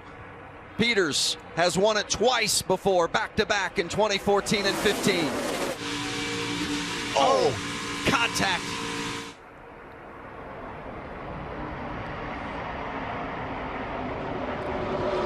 Banging doors at 190 mile an hour and still keeping the gas on the floor. Mash it and go. And also trying to process all that information from the spotter, Kevin. I don't know what you like out there, but that was a little bit excessive for me. How does that work in your brain? Well, you have to be able to process a lot here in the driver's seat. Right here, you just see that the inside truck was coming up, and Timothy Peters was coming down in the 25, and it got him sideways and slammed doors with Infinger. But I don't see any smoke out of either of them, so they might have gotten lucky. John Hunter Nemechek was the first one to make contact with Peters. Yeah, he was just, it looked like he came off the bottom just a little bit, and Peters was coming down. Right. Wow, this is so close. Turns him sideways and luckily bounced off that other truck and it kept him going in the right direction. Remember, we talked about Parker Kligerman, how aggressive he was last year, went to victory lane. I believe he got in the back of Timothy Peterson. That's what turned him sideways, guys. Well, that's one thing I don't like about just kind of taking the first part of the race, Michael. You've been involved in this enough to know you're learning every lap. You're learning how hard you can push, who you can push, where you can push, and you're in a rhythm. And the further you go into the race, the more of a rhythm that you get into and the better you can do things. And Parker, you know, he's been in the race, but he hasn't been pushing and shoving like he is now. On that inside line, Grant Enfinger in the 98, the black 8 of John Hunter Nemechek, and then that third truck in line there on the inside, the 02 of Austin Hill. He's led 7 laps. He's from just 75 miles away, Winston, Georgia. And our first caution of the day for the 12 of Tanner Thorson. There's the break Brett Moffitt needed to get right back into the championship battle. He was the first truck a lap down. So, and that's really where you saw the experience of that crew chief. Tear the quarter off of it. That's where you saw the experience of Brett Moffitt's crew chief, Scott Zipadelli. Just come in here and let's fix it. Let's take our lumps now. Let's go as few laps down as possible, and let's just meet minimum speed, get our lap back, and then we'll worry about how fast the truck's going. So they did a great job, and looks like they still might have a little bit of work to do. Yeah, I'm sure now that they're back in the game, they'll come in and tweak on it. Make some more adjustments. He's going to have to start in the rear anyway, but this is what that team needed. So we can see the issue there for Thorson. Like he might have blown a tire. It's hard to say. He was good job keeping it off the wall. Former star from the USAC ranks, has run 6 races this season before today's event here at Talladega. Yeah, it's hard to tell right there, but you know that has all the signs of a left rear tire going down. You see some damage on the left side of the truck, so it might have had a little cut in it or something and just turned him around there. That's painful there, just creeping your way back to the pit, because if they get tires on that thing, he could be like Moffitt, get right back in the game. You look at the points in the playoff standings as they run. Ben Rhodes has finally got on the right side of the cutoff line. Moffitt and Friesen still with work to do.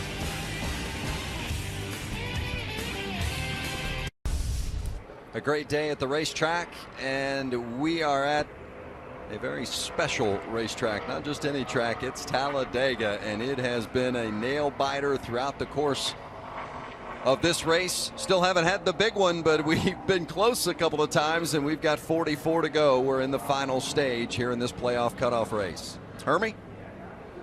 Vince, 2 championship contenders on pit road. Under this caution, the 16 of Brett Moffitt, obviously a good break for them. They are now back on the lead lap. They repaired some more of the damage on the right front of this truck. They put tires on. They also set the toe of the 16. You see the crew chief, that's Scott Zipadelli. They used a bunch of bear bond tape to try to hold together this truck and keep their opportunity for a championship alive. Also, you see the 52 of Stuart Friesen. He was back on pit road last lap. They topped him off with fuel. Now they're back under the hood of the 52. We'll get more information on Friesen as he tries to advance to the round of 6, Caitlin. Well, Hermie, Eddie Traconis is the crew chief for Ben Rhodes, currently shown above the cut line. What is the approach to maintain that in this last stage? Well, I mean, we're keeping our driver calm. That's the most of all, you know.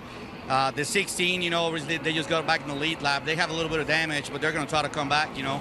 At the end of the day, we just have to race our race, to stay up front, trying to get more positions and see what it ended at the end. You know, hopefully the play of Mustache gives us a little bit of luck, you know, and these Ford F-150, you know, is doing pretty good. So hopefully Ben can make it done. I would love to kind of like make it to the next round and show what we got. Thank you for your time. Vince? Keeping the driver calm. Now that's a difficult situation. Well, how do you do that? It's very difficult here.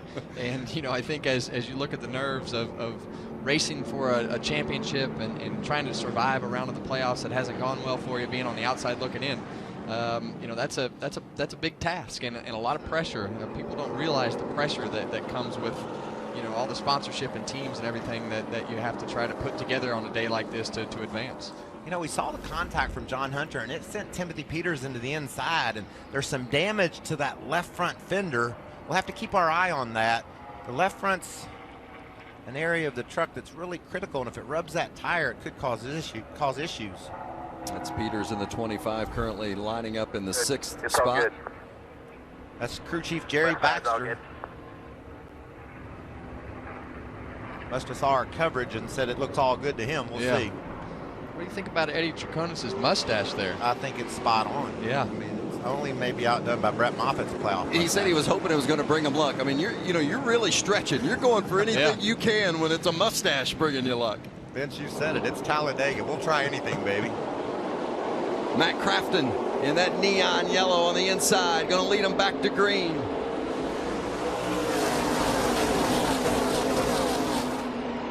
A couple of teammates up front. That's Grant Enfinger on the outside of Crafton. And it was really unorganized there, Mike, and now you see those trucks behind the 98. They got a run on him because he was so far ahead. On that high line, teammates, the 21 of Johnny Sauter and the 25 of Timothy Peters. And there's Parker Kligerman in the 75 right alongside Enfinger, last year's winner. And he just didn't quite make it, Vince, into that hole there that closed up really fast as they all started to form back up in the middle. What a perfect textbook day for Matt Crafton. He's been right where he's wanted to be all day long, got up high, came to the caution, got the lead, and now he's returned to that yellow line where he will remain until the last lap if he possibly can. Crafton, a two-time series champion. He has not won this year, and he makes no bones about the fact this is not his favorite kind of racing. And he came in today on the playoff bubble, but right now, Crafton leads the race and sits third in the playoff standings. Well, he's done a masterful job today, whether he likes it or not, but leading the race is way harder than running second, Michael, because you have to block the top line, you have to block the bottom line, and you have to make sure that those blocks are precise, and you got to be looking in your mirror more than you're looking forward, because at some point, that top line he's going to have to fend off. I think the 21 will get there, but I'm telling you, Kevin, I'd be surprised to see Crafton come up off the bottom two block. He might just say, I'm going to bet my stake, my future on this bottom line and run right here. Well, he's got an experienced pusher behind him as well. You know, we saw a few moments ago that 52 of Stuart Friesen on pit road with the hood up. What's going on, Herbie? Vince, Stuart Friesen is in trouble. Obviously, he is a half a lap behind the draft. They came back down pit road, went under the hood. The engine was skipping and popping and now will not come up to speed. They're not sure if it's an electrical issue or potentially dropping a valve, but right now the 52 is just hoping to survive, and they're going to need some help to advance. Yeah, I mean, I'm not sure just surviving isn't going to do it for Friesen. No, and I don't think that truck can meet minimum speed for long. It's really off the pace. NASCAR requires you to run within a few percent of a certain speed, and it doesn't look like that truck's going to make it. Tough break for Stuart Friesen, who has been knocking on the door of victory all season long. Came into this race 8th out of 8 in the playoff standings, and it's currently where he sits, and he's got a bigger problem on his hands now. Michael, I love what Todd Gilliland has done today. You see him up here on the top lane, leading that in the 4 truck right there, leading the outside lane there. He has gone to the back 5 or 6 times today from this exact position. He's been shuffled all the way to the back of the field, and he's worked himself all the way back to the front every time. And he's just, that's the way you learn. And he's a young kid with not a lot of experience, and he's done a great job today. It's his first time ever on a super speedway like this. And you said it earlier, Kevin, when you talked about Kligerman. You got to do trial and error. You want to be smart with your trials, but you have to put yourself in many different positions if you're going to learn what it takes to go up front at the end. And that's what Gilliland's done. What an impressive young racer. Riding with Noah Gregson, who sits 8th on that. Yeah, Vince, Noah Gregson, only feedback really he's given on the radio is just a little bit tick loose, but talking with Noah before this race, he told me he was pretty apprehensive about it because he said he felt like the super speedways was not a strong suit for him, but he said I placed a really big emphasis on getting good communication down with my spotter, who is Tony Hirschman, the spotter for Kyle Busch on the Cup Series. And Kevin, how critical is that spotter-driver communication at a place like Talladega? Well, it's very critical, and you have to look backwards more than you look forward. We see the 30 truck here off the pace. Scott Lagasse Jr. Looks like he had some damage of some sort. Maybe a flat tire. Meanwhile, back in the pack. Meanwhile, back in the pack, the spotters are still talking more than they do anywhere else. But you know, that is those are your eyes. That's your communication. They're helping you drive as much as you are, and you're not saying a word. You're just listening to the spotter say inside, outside, run coming from the back, run coming from the front, and those are the types of things they have to keep continuously feeding you information. Otherwise, you'll get hung out, and it's hard to take it all in to make it all work. And you can see, like we suspected, Matt Crafton, he just stayed on the bottom. He lost a couple of spots, but still right up in the top 5, still in contentions. He knows there's going to be some comers and goers, and he's committed to that bottom line. Grant Enfinger in that fast number 98 truck that you liked so much at the beginning, he's really making a run up top. And that truck behind him, that 47 of Chris Fontaine, what a job he always does on the restrictor plate tracks. And I'm going to tell you, Kevin, I went down and talked to the crew. That truck is 20 years old. They built a chassis for that in 1998. He's trying to take the lead from kids that aren't that old. But he always does a great job on the super speedways, and he's drafted his way to the front in this 20-year-old truck, Phil. Michael, I think we have to get ready for some possible green flag pit stops. Most of these guys say they can go somewhere between 33, 34 laps. That means around 60 laps, 61. That gets them in their window. They got to make sure that they have enough people to come with. One of the crew chiefs told me right before the race, he said, I think lap 65 it's going to be really busy on pit road. We'll see what happens in the next few. I would want to come on 64 then. Duck out of that line all by myself. This could be big trouble. Oh, and there goes Fontaine. Contact and around. Crafton involved, Rhodes involved, Parker Kligerman, John Hunter Nemechek, Bo Lamastus, Johnny Sauter back there. Was it?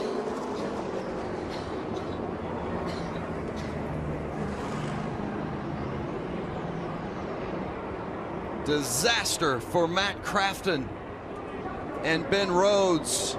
A couple of championship hopefuls, and look at the debris.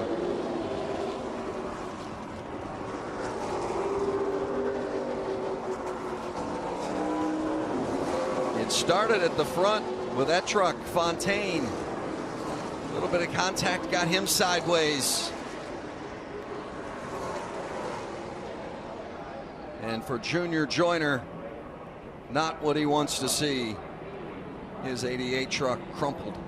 But I tell you, Vince, I think, there's Parker Kligerman out. Obviously a huge hit for Parker. He lays down on the track. They're tending to Chris Fontaine in that 47 truck.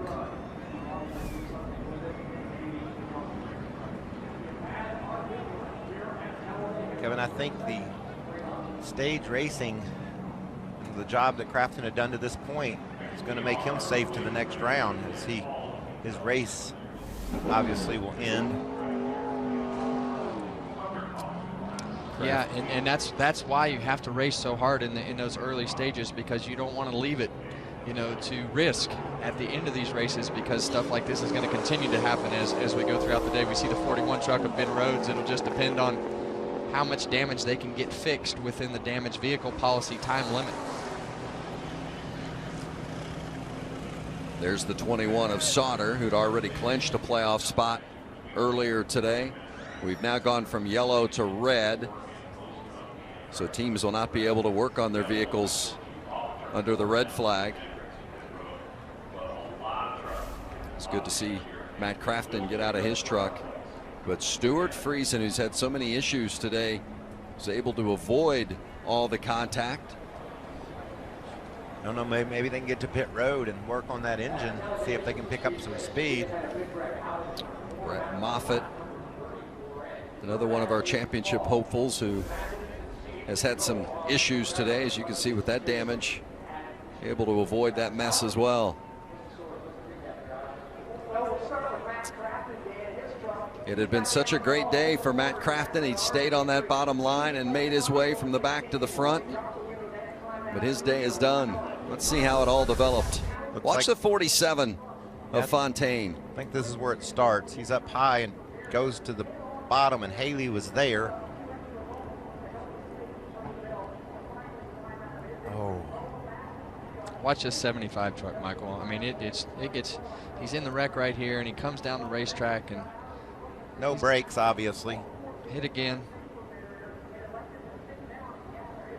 Oh. And those are the ones that they all hurt. But when you start getting hit a second and third time, that's when it really starts to catch you off guard. Fontaine to the middle of the track, and Haley was already committed there. There's just nowhere that Haley could have gone. Bam.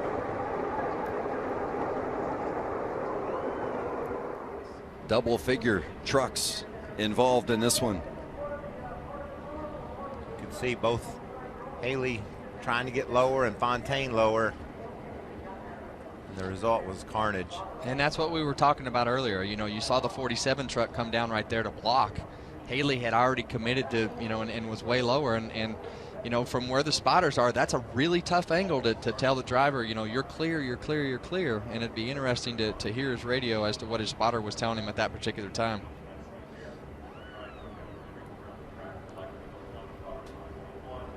Well, we had been talking earlier about it seemed like we were so close to having the big one, but everyone had been able to keep it gathered up.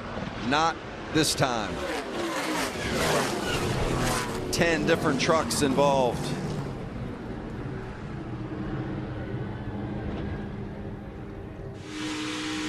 Watch out the back of the 98 of Enfinger, who was leading at the time. You're clear.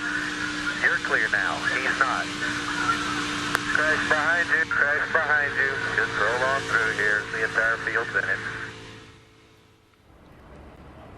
Big hit for Crafton. Look at Todd Gilliland slipping through, and Myatt Schneider. Good job by those guys. Austin Hill.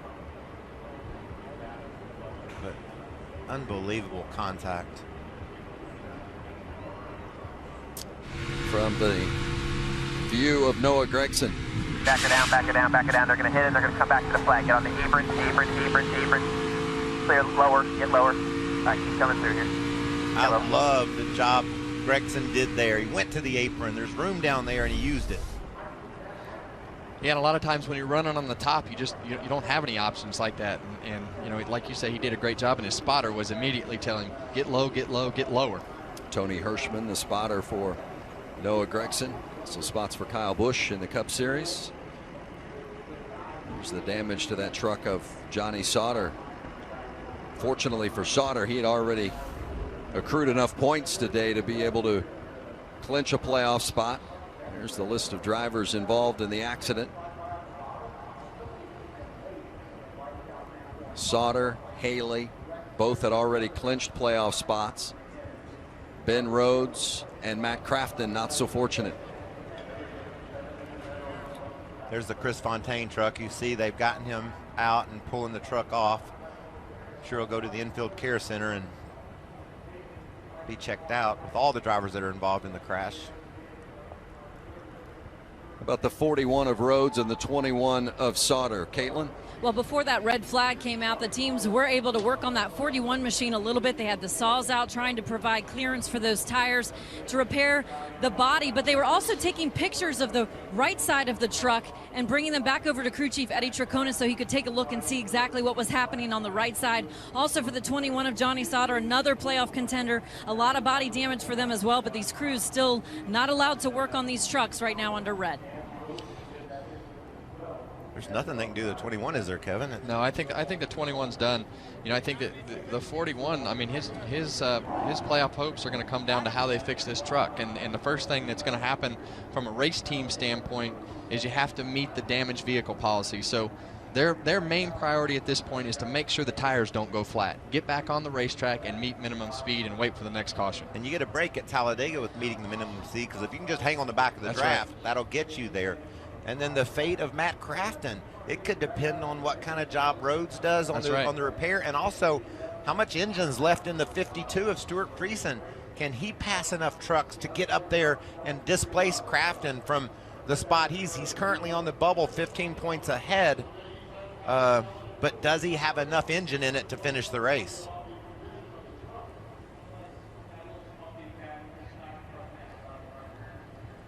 Well, you just never know how it's going to turn here. 16 truck probably thought his championship hopes and day was done. Next thing you know, you have a huge crash. He misses it.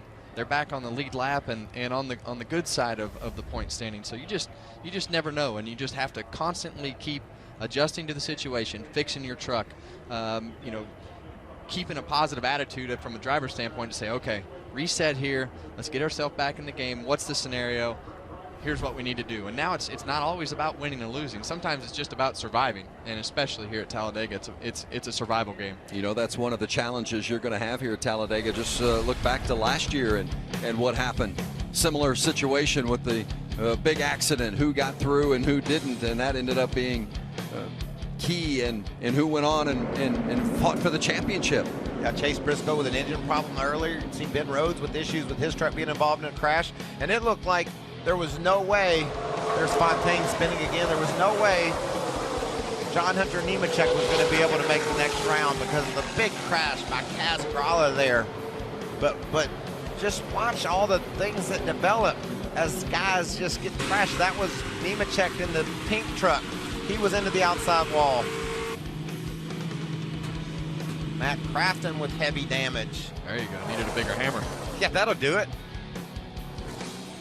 And then on the last lap, look at this mess.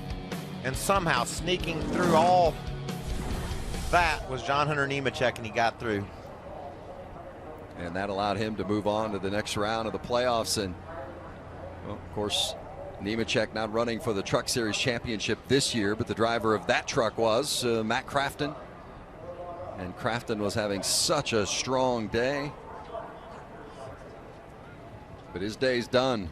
Truck towed to the garage, and right now, all eyes on Eddie Traconis. That's Traconis, the crew chief for the 41 of Ben Rhodes. And Winner earlier this season at Kentucky. You know what I like about this, Vince? He's down there and he's in charge. He's on the radio, he's pointing fingers, he's telling everybody what to do. He's off the pit box, and that's when you know things are serious, is when the crew chief gets off the pit box and he's starting to take control, and that's what Eddie's doing right here, and he has to, because this has to be right. And he's a hands-on guy. He can get in there and fix it himself, but he knows there's guys trained specifically to fix damage on a truck. They have a plan in place, and as soon as NASCAR lifts the red flag, they'll get all over that truck. And the advantage here is the fact that they have the red flag. They can make sure all their sawzalls have blades on them. They can make sure they don't need a bigger saw. They can make sure they don't need a block to put under the splitter. Whatever they need, they're going to have sitting on the wall. They're going to have Bear Bond, the tape that holds the seams and pieces together when you have a situation like this, because you can't have extra body parts to come out and put on the truck anymore. You have to use what you have, and you can use some tape too. And that was great information that Caitlin brought us earlier in regards to this 41 and how they anticipated that the red was coming, so they went ahead and took pictures of the damage on that right front, so then they could put together a plan. They could get a little better view of some of the things that were wrong with that truck to develop a plan on what to repair once we go back to yellow. It looks like they're all getting in position to pounce too as soon as NASCAR gives them the go-ahead. Again, Johnny Sauter's already clinched a spot with points earned during the day, so I'd park that one. No, that's done. Yeah, I mean, you're not gaining any playoff points. I mean, there's really no reason for him to keep going. You can just cut your losses and move on there. But this one, 41 of Ben Rhodes, this is for his championship life. As it sits right now, Rhodes and Friesen are outside the cut line. And there are those in yellow are playoff drivers, championship contenders who were involved in that accident. Let's go downstairs. First one release is Matt Crafton. First of all, are you all right? Yeah, I'm good. That was a lick for sure, but that's Talladega. I mean, that's what we race here for the wild wrecks and the crazy finishes. But all in all, I mean, we had great two first segments and then got hooked in the right rear on that one. I honestly don't know what happened. So, oh yeah, so close but so far. That's been my luck at the super speedways. Or 2 years ago in Daytona, I thought I was going to win the race, and next thing I knew, I was upside down. But that's how it goes. We'll see what the fate is for Matt Crafton. Good points in the first two stages, but out after this big wreck in the last stage. Yeah, 16 stage points today for Crafton could be huge for him as we look at how this shakes out and maybe advancing to the next round, the round of 6. Crafton comes out of the infield care center, does all the media and interviews, and now he'll go sit in his hauler and wait and watch and hope that he can get enough points to move on to the next round.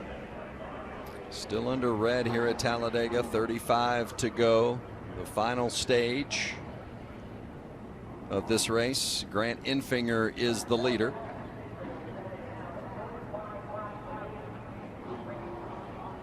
Spencer Gallagher also involved in that incident. Gallagher has led the most laps in this race, but he's done for the day, Phil. Spencer had a fast truck here. What did you see from your vantage point? Oh man, it's a damn shame for this GMS crew.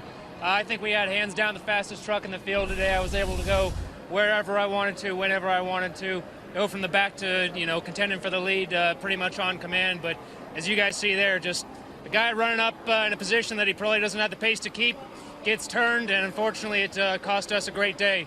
And I'm mad about it right now. That was this two teams' race to win, and I just got to apologize to the guys that we weren't able to pull this off. It kills me right now. It kills me. Glad you're okay, buddy. Thank you. We've transitioned from red to yellow, an 11-minute, 42-second red flag. 10 involved in the big one at Talladega.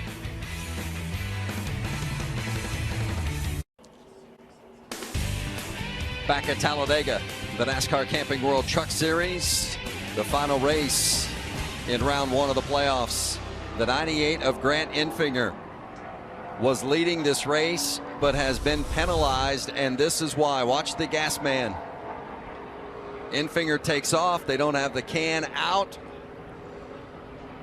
And taking that equipment out of the pit box is a penalty. Not the first time in the playoffs for Enfinger and that gas can. It happened also at Canada.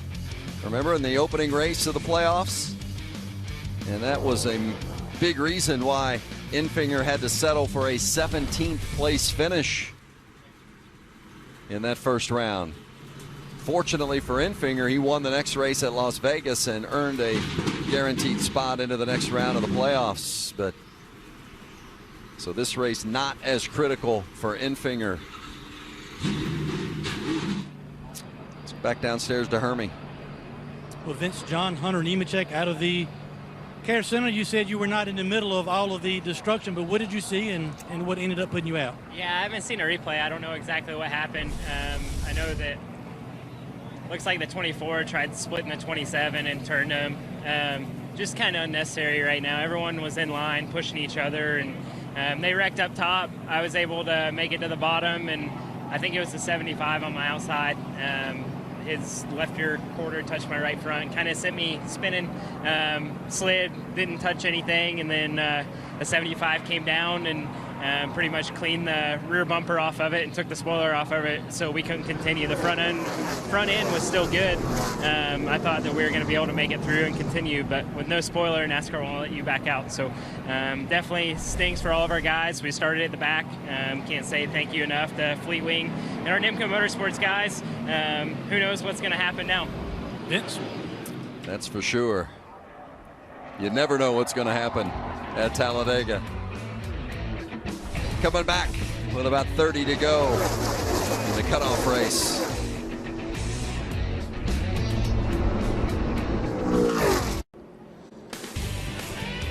Getting ready to come back green at Talladega. The 10 of Jinjo Cobb on the front row for this restart on the inside, and 18-year-old Todd Gilliland on the outside. After a lengthy red flag, we're back to racing at Talladega.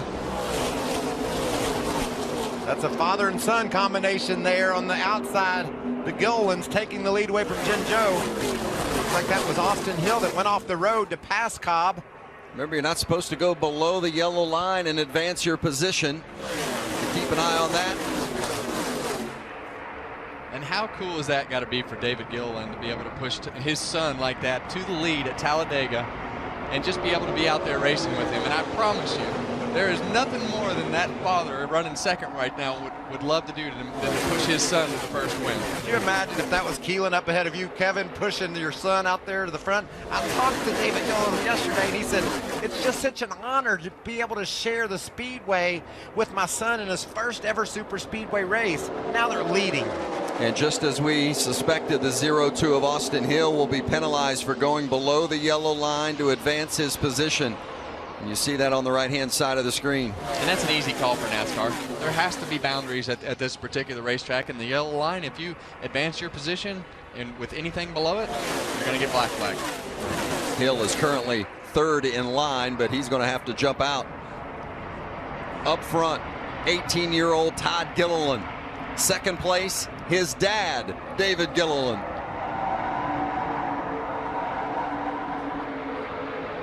Timothy Peters runs fourth in that pink and white truck. Myatt Snyder, the orange and white. Right behind Peters as you see Hill get out of line to serve that penalty. Now Hill just needs to make sure he doesn't make a mistake. He's still got time. There's going to be more action in this race, I promise you. He can get back in this thing.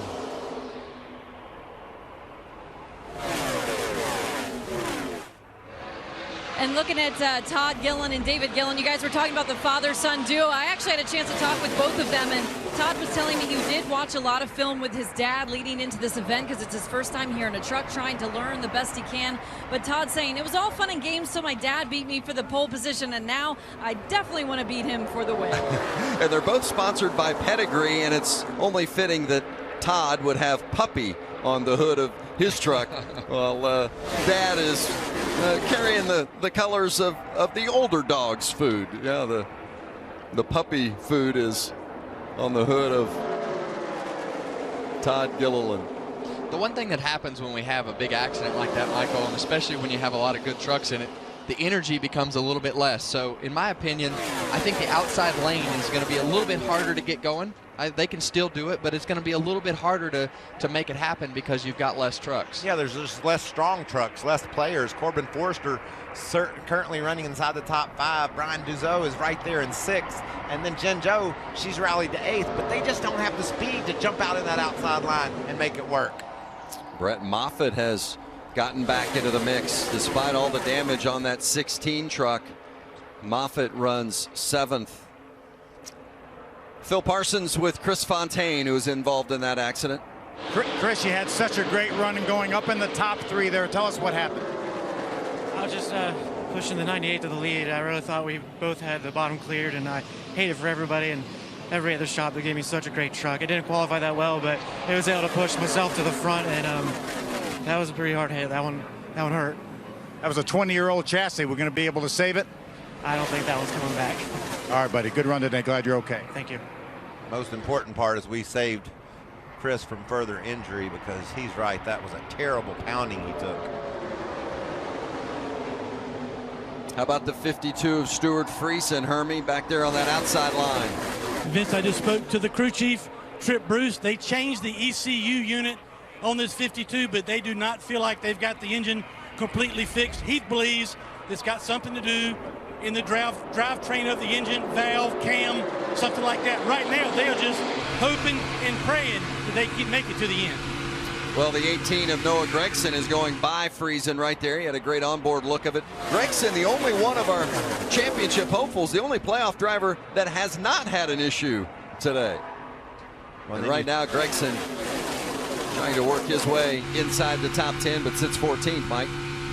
Yeah, another guy with some serious issues. We saw Ben Rhodes involved in that crash, and he's got enough speed to keep up with the pack, which is huge for him. That bubble, that cutoff line, it's just going to be intense. You can see Crafton's watching every lap. One crash, Kevin Harvick, it changes the whole scenario. Absolutely, and I kind of disagree a little bit with the crew chief because his truck was way off. Stuart Friesen in the 52 truck was way off. And now he's able to drive up into that pack. You see the 41 truck, they've done a great job of meeting minimum speed, no tire rubs, and giving themselves a chance. So, like you say, one caution, one crash, anything can happen at this point. And Friesen currently finds himself 14 points outside the playoff line with Ben Rhodes 8 points out. Crafton sits on that bubble. 25 to go at Talladega. Don't go anywhere.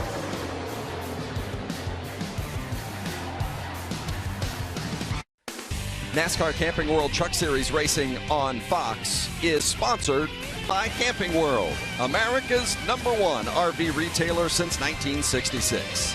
Visit a Camping World Supercenter today. Grant Enfinger leads at Talladega with Justin Haley right behind him in the second spot. And remember, Enfinger was just penalized for carrying that fuel can out of his box on that last pit stop. He has some real speed in that 98. He has a ton of speed, and you know, I think that's like the second time, or maybe the third time he's come back to the front. Here you see Johnny Sauter. They didn't get that body panel off the right front tire apparently, and it blew out pretty much going into turn 1 all the way around the racetrack. And Michael, I just like the way Grant Enfinger races, and you know, he has a ton of experience from the ARCA series. You know, he's obviously been successful here in a truck, and he's kept himself up front all day, and he survived that wreck because he was the leader at that particular time. Got the penalty, drove right back to the front, and drug that outside line all the way back to the front, and he's just he's got a solid foundation, a lot of experience, and a great team to back him. So it's fun to see a guy like him that works so hard to have success. Camping World, 20 to go in the playoff cutoff race here at Talladega. Enfinger and Justin Haley, the winners of the first 2 races here in the first round, are running 1-2. Let's go to Phil Parsons. Parker, we saw some pretty hard hits from you. Glad you're okay, first of all. Tell us what happened. Thank you. You know, first of all, I saw a couple guys spin, get together, and you know what? We were racing really hard, and I know some people may have been upset about that. I was talking to some drivers in there, but I'm glad because that's what the fans come out here to see, is for us to be 2 and 3 wide, you know, at this racetrack. And so I was enjoying it. I think we just couldn't get anyone to work with us. And then I didn't usually like to go before I've seen a big wreck, but I just felt like I couldn't get anyone to work with me, so I had to try something and was trying to move up and could get to the front, but couldn't get any help. But, you know, we had blue email on board, so I'm definitely going to use some of that lidocaine on my bruise down here. I bruised my knees really bad. So, but overall, I'm fine, and thanks to Henderson Motorsports for building a safe truck and NASCAR, all they do. And hey, look, I'm just glad we were 2 and 3 wide. We weren't riding around single file. I hate when we do that, and I'm, you know, for the fans that come out here and the fans watching TV, I hope they get a good end of the show. Gave it a good ride. We're glad you're okay. What's that? You gave it a good ride. We're glad you're okay. Thanks, bud. Appreciate it. Good perspective. Interesting perspective there from Parker Kligerman, and the fans certainly like to see it when they're 2 and 3 wide. That's for sure. And Parker had a couple of big hits in that accident, so glad to see him that he is indeed okay. Well, for most of the day, Mike, I mean, everybody's done a great job, and they've been very aggressive from the start of the green flag. Right now, you're seeing, you know, single file on the bottom of the racetrack, mainly because there's 12, 15 trucks that are not in the pack that were in the race when we started. So it's a different energy that you have in the pack, and you've got some of them that are still tore up. Yeah, and we're inside our Camping World 20 to go, and that means these guys are really trying to figure out how to position themselves to win this race. So if they could make a move, they're going to need some help. They're going to need guys to line up with them, and right now that's hard to find. Grant Enfinger from Alabama. This is his home state, his home track. Won here a couple of years ago, and now he is out front, 33 years old, and the teenager, 19-year-old Justin Haley right behind him. And you know, Kevin, you were talking about how much you like Enfinger. We watched this truck just get faster and faster all year long. I thought of him as a top 5 guy, not really a race-winning speed guy. When he took the checkered at Vegas, he held off Johnny Sauter. He was by far the class of the field, and now that momentum from Vegas is carried on. You see him performing the same way here at Talladega. At Las Vegas, I'm sorry, Mike, you could just see the confidence oozing out of him and the way that he drove that truck and the things that he did in the truck. And I think that bleeds over to the team and the things that they do. And I think you're seeing that again here today, don't you? I love it. Less than 20 to go at Talladega. Grant Enfinger continues to lead the way.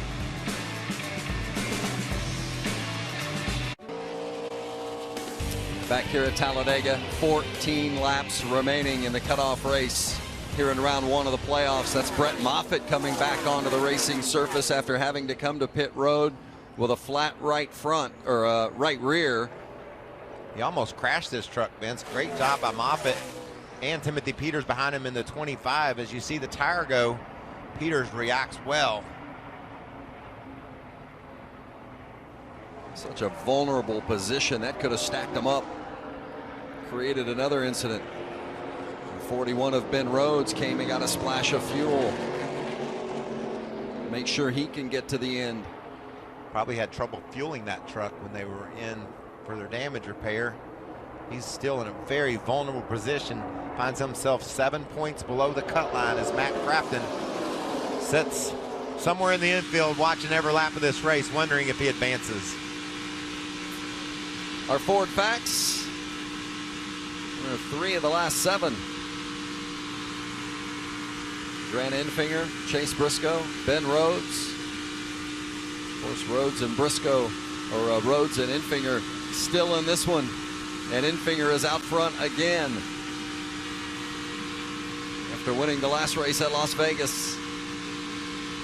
Ford has won here at Talladega just once. It was the first race run here back in 2006. Mark Martin took it to victory lane. Oh, contact, and around goes Todd Gilliland. Hold your brake there. You okay, Todd? And a big hit for the 4. Was running second.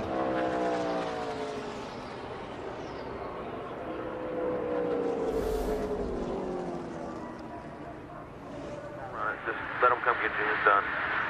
Crew Chief Marcus Richmond. Gilliland had led 13 laps. Out front, thought maybe he'd have a shot at winning this thing, and I think he did until that. Yeah, he and his dad had come from the back and charged up into second and third position. It looked like maybe a little bit of contact into the back of Enfinger exiting the corner. Maybe Enfinger bounced up the hill a little bit. We'll have to see on the replay. Glad to see that Todd's okay. So Todd Gilliland seeking his first career win. Not going to happen today. Watch what happened. There's the bump. Trying to get to the inside. Yeah, and a lot of times what happens right there, you know, you saw him get the 98 truck up, and as he came up and hit him with the right front, you just lose control of your truck, and it shoots it to the left. So he got in the back bumper of him, and that's what we were talking about earlier. When you're offset to the left like that, it makes that truck in front of you loose when you get into the left rear quarter panel. And then he got under him, and Enfinger just came down and hit that right front and just shot it to the left.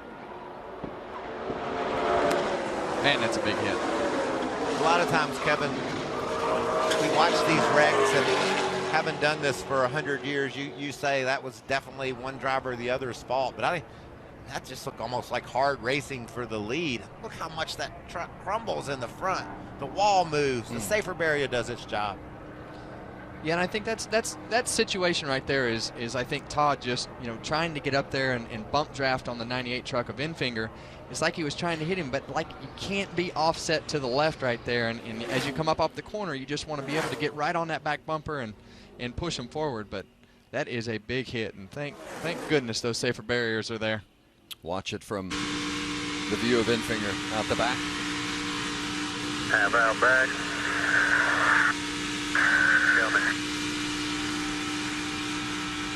I mean, Todd with the bump draft, it went a little bit wrong for Grant Enfinger, but he was able to correct his truck to the left, and it just knocked Gillen into the inside wall. Caution is out for the accident involving the 4 truck of Todd Gilliland. Grant Enfinger continues to lead, less than 10 to go. Major League Baseball continues. Coming up next, Game 2 of the National League Championship Series. About the Dodgers and the Brewers. Wow, what a great game last night, huh? Brewers holding on to win that one. Game 2 coming up next on Fox. You can also see it on the Fox Sports app. Well, we're getting down to the nail-biting time here at Talladega. I think we've been biting our nails for a couple of hours. Yeah, since they threw the green flag. This is intense, and this truck here, he's got engine issues, just hanging on to his playoff life right now. Guys, Friesen was just on pit road with the 52 truck. They changed all the plug wires, but I talked to one of the engineers from Ilmore, the people that build these engines, and they said they feel like maybe they have a broken rocker arm, so they're not thinking that they have it fixed. Well, they're running out of time. You see our points there on the left-hand side of the screen, and Friesen 15 out of advancing to the next round. But Ben Rhodes is creeping ever closer. He got it to within 5 points of Crafton now. Johnny Sauter's out of the race. He's already clinched a spot to the next round. Matt Crafton is out of the race, and he sits on the bubble. And basically, Vince, one more accident that Ben Rhodes doesn't get in, that'll be the difference of him passing Matt Crafton or not. Crafton needs to see it clean and green to the checkered. Rhodes could use an accident. Yeah, because at this point, you know, you've got Ben Rhodes and Brett Moffitt that are a lap down. They're battling for the lucky dog. So it's going to take, if he's not in front of Moffitt, which I don't know, with as many pieces as he's missing, I think he's at a deficit to Moffitt speed-wise. So it's going to take an accident in order to probably make up those 5 points. How about that 33 truck, the white one there of Robbie Lyons? What a great run for Lyons today. Talking yesterday in the final practice how fast that truck looked, and Robbie Lyons has done a great job behind the wheel, and I love celebrating this top 10 right now. Justin Haley's 4th, Timothy Peters is 5th, Brian Doza in that 28 truck, he's raced his way up inside the top 10. Yeah, and you look at Myatt Snyder, he's had a great day. Jordan Anderson, Austin Wayne Self in there, the 22. Yeah, and then you got Corbin Forrester there in 10th. So that's what Talladega is all about. It's all about giving people an opportunity, and you have accidents, you have all different kinds of things that happen during the day, but the draft is the great equalizer. It allows everybody to keep up, and especially in these trucks, they create such a big hole in the air that the draft is just that much more effective. Radio communication of the 24 of Justin Haley. 98's going to take the top here, so I told him we'll shove like hell. We've been pretty good together today, so we'll just get going and then sort it out here later. Just make sure he doesn't drop me or anything. Well, you can't make sure of that. Yeah, you can't make sure of that. But the other thing that's on the line here for those two guys that know they're going forward in these playoffs, those 5 playoff bonus points. And I look at the points right now from a playoff bonus standpoint. You've got the 98 with 23. You've got the 24 with 14 points of Justin Haley. So playoff points are important. Guys, I was down in the hauler of talking to Jeff Hensley and Grant Enfinger this morning, and Grant said after we won the race at Las Vegas, Jeff was just as mad as if we'd have finished 10th. And he said, I was walking around mad. I wasn't sure why I was mad, but you know, it's been so long since we've been to victory lane. He said, I promise if we win today, I won't be mad. This sport is so tough, and when you finally win one, you say, we should have won a lot more than this. Well, they're lined up. Double file for this restart. That's David Gilliland on the inside. Grant Enfinger, the race leader, in the control vehicle on the outside of that 98. Kevin, what do you think about this decision, the 98 taking the high side? Well, I think it could go either way, Mike. You know, it's all in how they get formed and who can push well. It seems like the 24 has had a fast truck. You've got Lyons there on the inside, so don't really know how good of a pusher he is, but we're getting ready to find out. Coming to the line, there will be 6 laps remaining. The final lead change has taken place in the last 2 laps and 9 of the last 10 here at Talladega. So the stage is set as Enfinger takes the green. What a great push there. He nailed it. He wanted that 24 as a pusher to get him going, and it worked. But look at Lyons working over the back of Gilliland now. Got to be careful how far he gets out there. And oh, and around goes Enfinger. Looked like Gilliland got in the backside of the 98. Hang on to it. Hang on to it.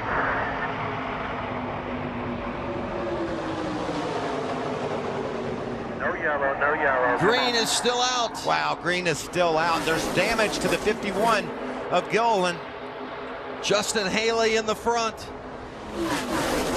I don't think that tire will make it.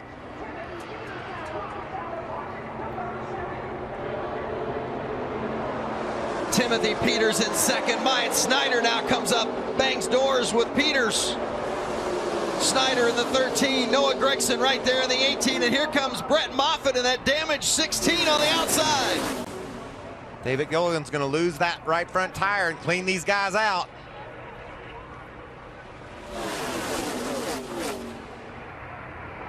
Justin Haley, a 2-time winner this season. Myatt Snyder in second, has yet to win in the Camping World Truck Series, and he's right there in position. Noah Gregson in the best spot he's been all day in third.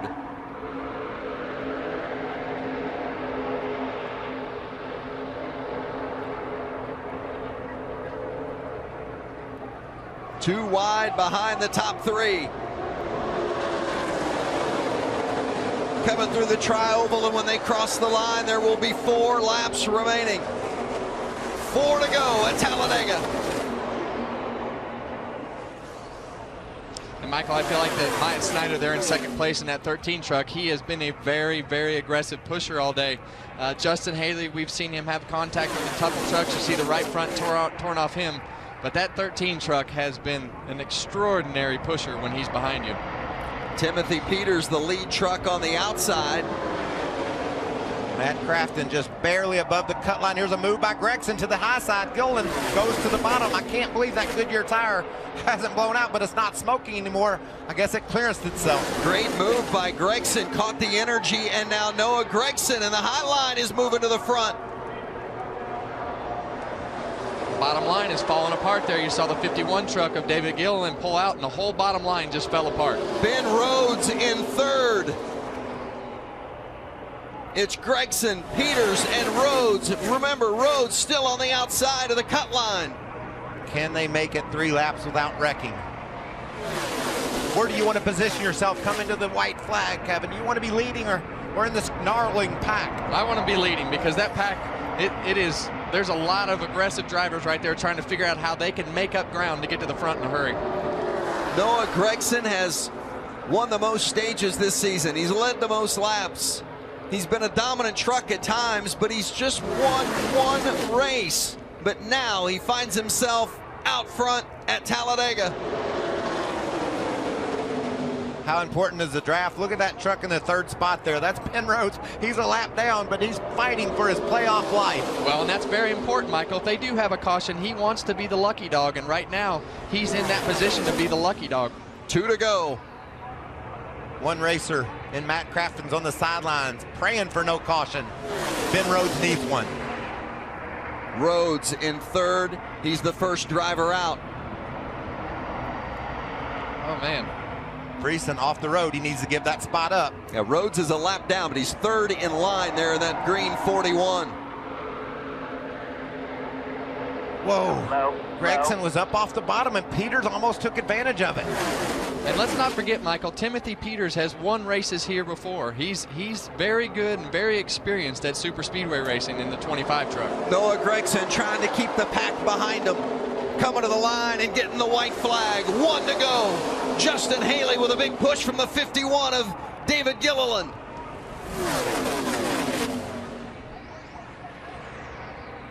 Side by side, Haley and Gregson. Some contact with the 25 of Peters.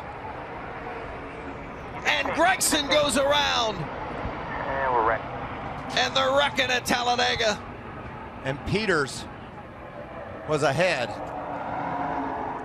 when we saw that caution. Timothy Peters, a 2-time winner at Talladega. And Noah Gregson sits in disappointment. I think so. And Timothy Peters will get his 3rd Talladega win.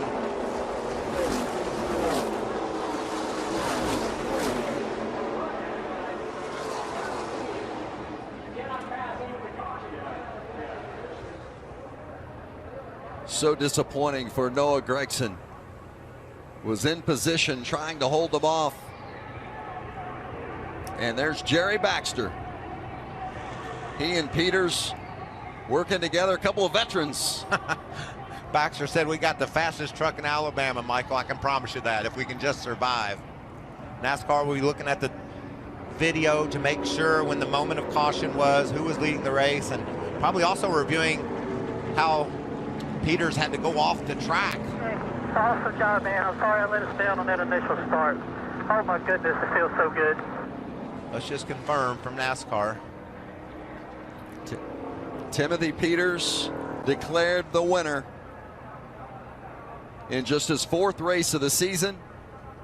For so long, a full-timer in the Truck Series. Lost his full-time ride. And today he gets his 3rd victory at Talladega. That was incredible. Some contact there between Peters and the 24 of Justin Haley, and then eventually into the back end of the 18.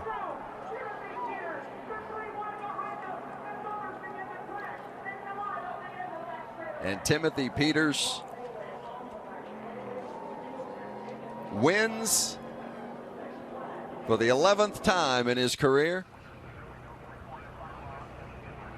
Had some good momentum to the back of Gregson and just hit him off center, and around went the 18.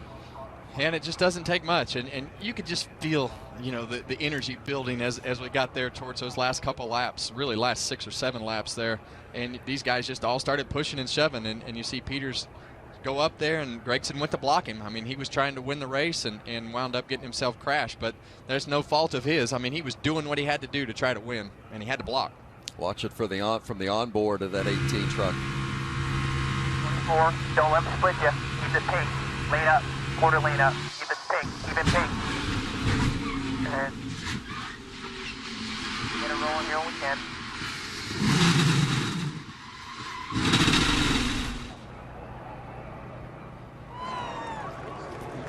Timothy Peters celebrating his 11th career victory and his 3rd win at Talladega. He won back-to-back 2014 and 15. He was on the sidelines, Vince. They brought him out and said, we want you to run a race or two for us, and that's the result. He's always been very good at these super speedway tracks, and you hear it in the results here at Talladega.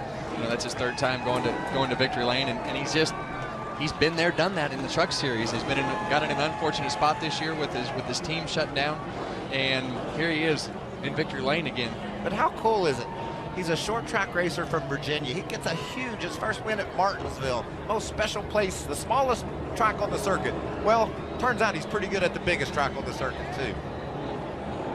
I just call him a racer. Yes, me too. And he came out of hiatus and jumped in that 25 truck for Maury Gallagher, GMS Racing, and he's got the checkered flag. Baxter was wondering about that left front tire. I guess it's okay now. It's fine.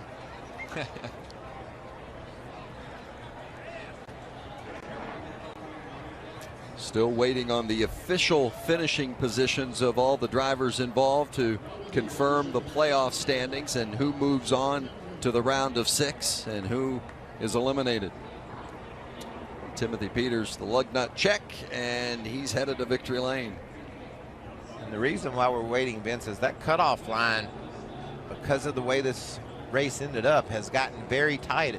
We're unofficially showing Matt Crafton good by 4 points, but just behind him, Ben Rhodes and Stuart Friesen just 6 points back.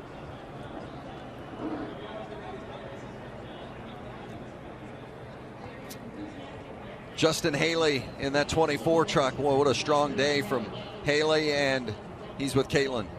Justin's known for a while. He was advancing on to the next round, but what were the closing laps like for you in this race here, Justin? That was obviously really fun. Fraternal RVs, guys, everyone at GMS Fabrication brought a really fast Chevrolet. We finished 5th.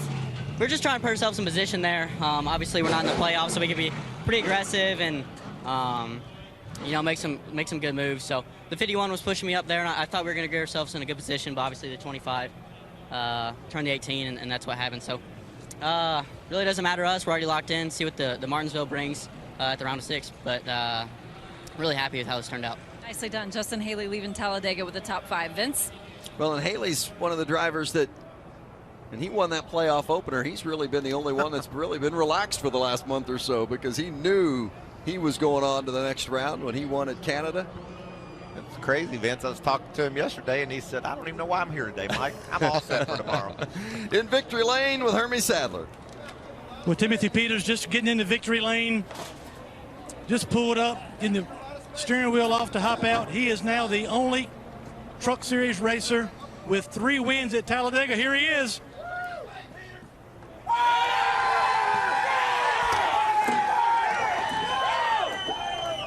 Timothy Peters, you are a 3-time winner at Talladega. It all came down to a last lap pass of the 18 crew chief, Jerry Baxter. What a team you guys are making. All came down to a pass on the backstretch. Walk us through what happened. Thank you, GMS. Mike Beam, Jerry Baxter, this whole 25 bunch. GMS Fab Shop.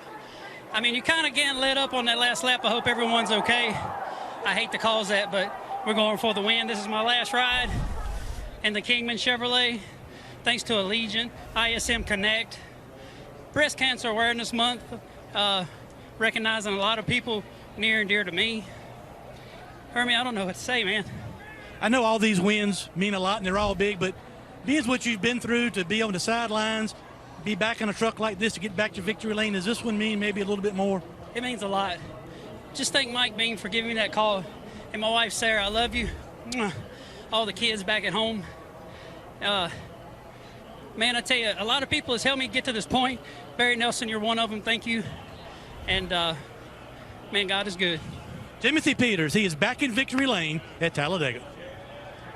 You heard the voice crack and the emotion of Timothy Peters in his last race of the season to win at Talladega. He led just the final lap here today. Yeah, and you come to the end of these races, Michael, and I know he feels bad about, you know, turning the 18 there, but the 18 was doing what he had to do to try to block. He was doing what he had to do to stay in the gas and wound up in victory lane. So sometimes they work out like that, and he's a journeyman. Timothy Peters has been there, done that, and wound up back in victory lane. I just love the emotion, just seeing him fight back tears just to say thank you. Shows you how much this race meant today. From the biggest track here at Talladega to the smallest track next time, Martinsville will start round 2 on October 27th. For Hermie Sadler, Caitlin Vincey, and Phil Parsons, along with Michael Waltrip, Kevin Harvick, I'm Vince Welch. The cutoff race in round 1 of the playoffs goes to Timothy Peters, the winner at Talladega. Major League Baseball coming up next.